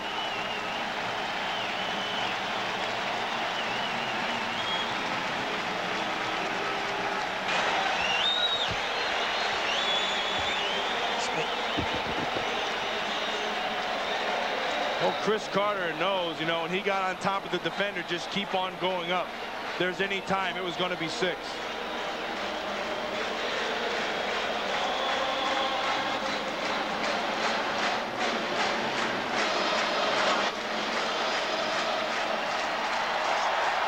Now, if the Detroit Lions offense is what everybody thinks it is, they have 1 timeout remaining with a minute to go. They'll have their shot. And the kickoff by Mitch Berger goes deep into the end zone. And on the return, Glenn Milburn. And Milburn brings it down to the 25, and a flag is down way upfield.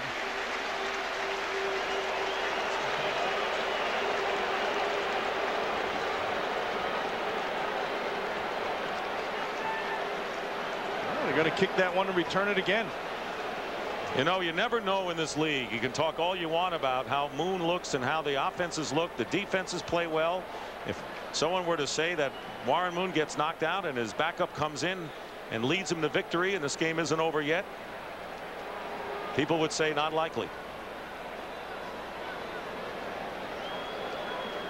This is a part of football that I love, though. You know, see all this stuff going on. Now you start to see the guys with character step up. You know, Chris Carter makes the big play when you need it. By the kickers, 5 yards, will re-kick. Barry Sanders stepped up. Now Milburn who they brought in as a return man and they're excited about, gets another shot. So I always love to see when the game is on the line who starts to play. And a chance for Milburn to give an early dividend to the kind of performance that Mel Gray used to give the Lions. Lions trailing the Vikings 17-13 and only one timeout remaining for Detroit. You wonder, how did Chris Carter get open? You're going to watch him. You're going to come inside. Johnson's going to go outside. And look, they have the safety hanging over the top. Now he bites up inside. Going to stay with them right here. See, he slowed his feet down. Once that happens, there's separation. You can't make that up.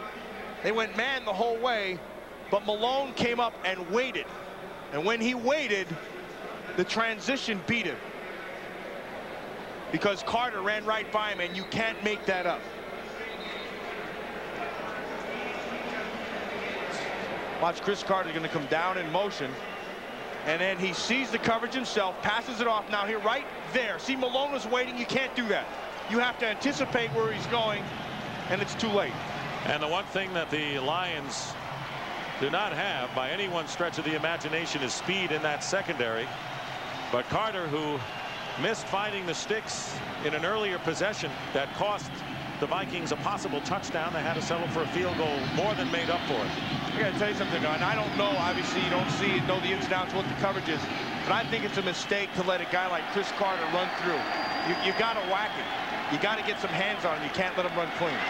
You saw the Vikings used one of their timeouts before this kickoff, and Berger gets off a beauty to the goal line. Milburn. Oh, he's got a shot. Milburn trying to cut to the outside and gets to the 30-yard line with 53 seconds remaining. And that was Mo Williams, who's been on several special teams tackles, making the play there. And it's funny, they get the 5-yard penalty, and there's exactly a 5-yard difference. Scott Mitchell, who has tied his career high with 3 interceptions, 1 return for a touchdown following a lateral. You know, the great part about this game is all those numbers don't mean squat right now. Right. You just go play. I mean, it's a whole new game. Lions with 1 timeout remaining. Start from the 30. Mitchell has Moore. First down and out of bounds, stopping the clock with 47 seconds remaining and a gain of 17.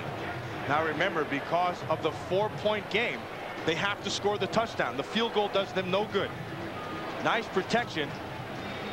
And then he steps up, and then you find Herman Moore. Herman Moore is having a huge day here today, as well as Barry Sanders. Well over 100 yards for Herman Moore, 157 to be exact. First down, close to midfield. Mitchell, and that pass is caught, and that's Brett Perriman, who's covered by Dwayne Washington. And this is the big playability that the Lions have, and they're in Viking territory. And also the character. Remember, I just talked about it's fun in these games to see who steps up, who's going to lay it on the line. I love this. I mean, Scott Mitchell comes out, boom, Herman Moore. Now he come right back, boom, Perriman. Now it's Barry Sanders' turn. I mean, all those guys are the guys who got him here. They're on the Viking 42, first down with 42 seconds on the clock. The blitz by the Vikings. And Mitchell. Now Red Cashin is saying incomplete. Oh, Barry Sanders, nice tackle there. Martin Harrison got in there, and along with Griffith, both of them. That's an incomplete pass and stops the clock. It'll be second down with 39 seconds and 1 timeout remaining. Remember, Mitchell's arm has to be going forward with the throwing motion. Griffith comes off the corner, and you can see it clearly was, although it kind of looks like it almost slipped out of his hand after he did that. And then I want you to watch the end of this. This Barry Sanders, this is a heck of a play. That's good football. I think he feels mean out there today against this team. Second and 10.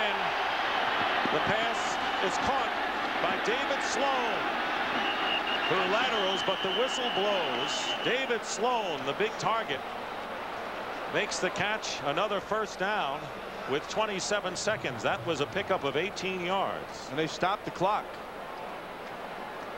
Clock's not moving. Timeout Lions, and they are out of timeouts. All right, so 27 seconds. You have a lot of time. You're on the 27-yard line. You need one pass to get you down inside the 10, and then you take your shots into the end zone. And so the clock really at this point, you're in good shape. I mean, you have a lot of time. Although you have no timeouts remaining, you have one shot to get you another first, and then you're into the end zone. And then you got to spike the ball if you do get a completion before the end zone. And now watch this. This is an untapped guy right here in David Sloan. He's powerful, he's big, he can run, and he's a heads-up guy.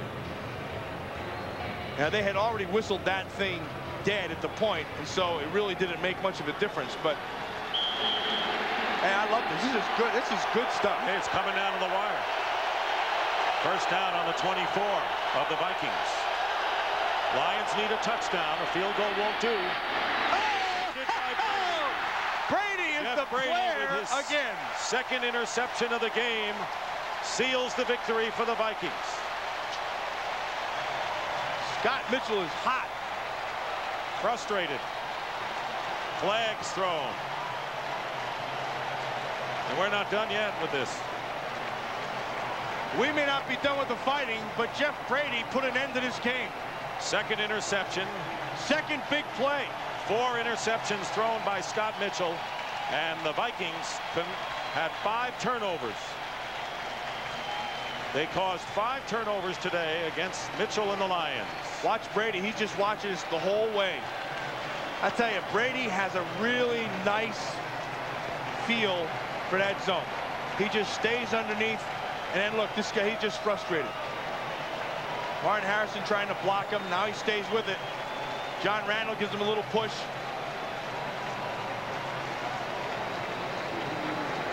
That's just frustration.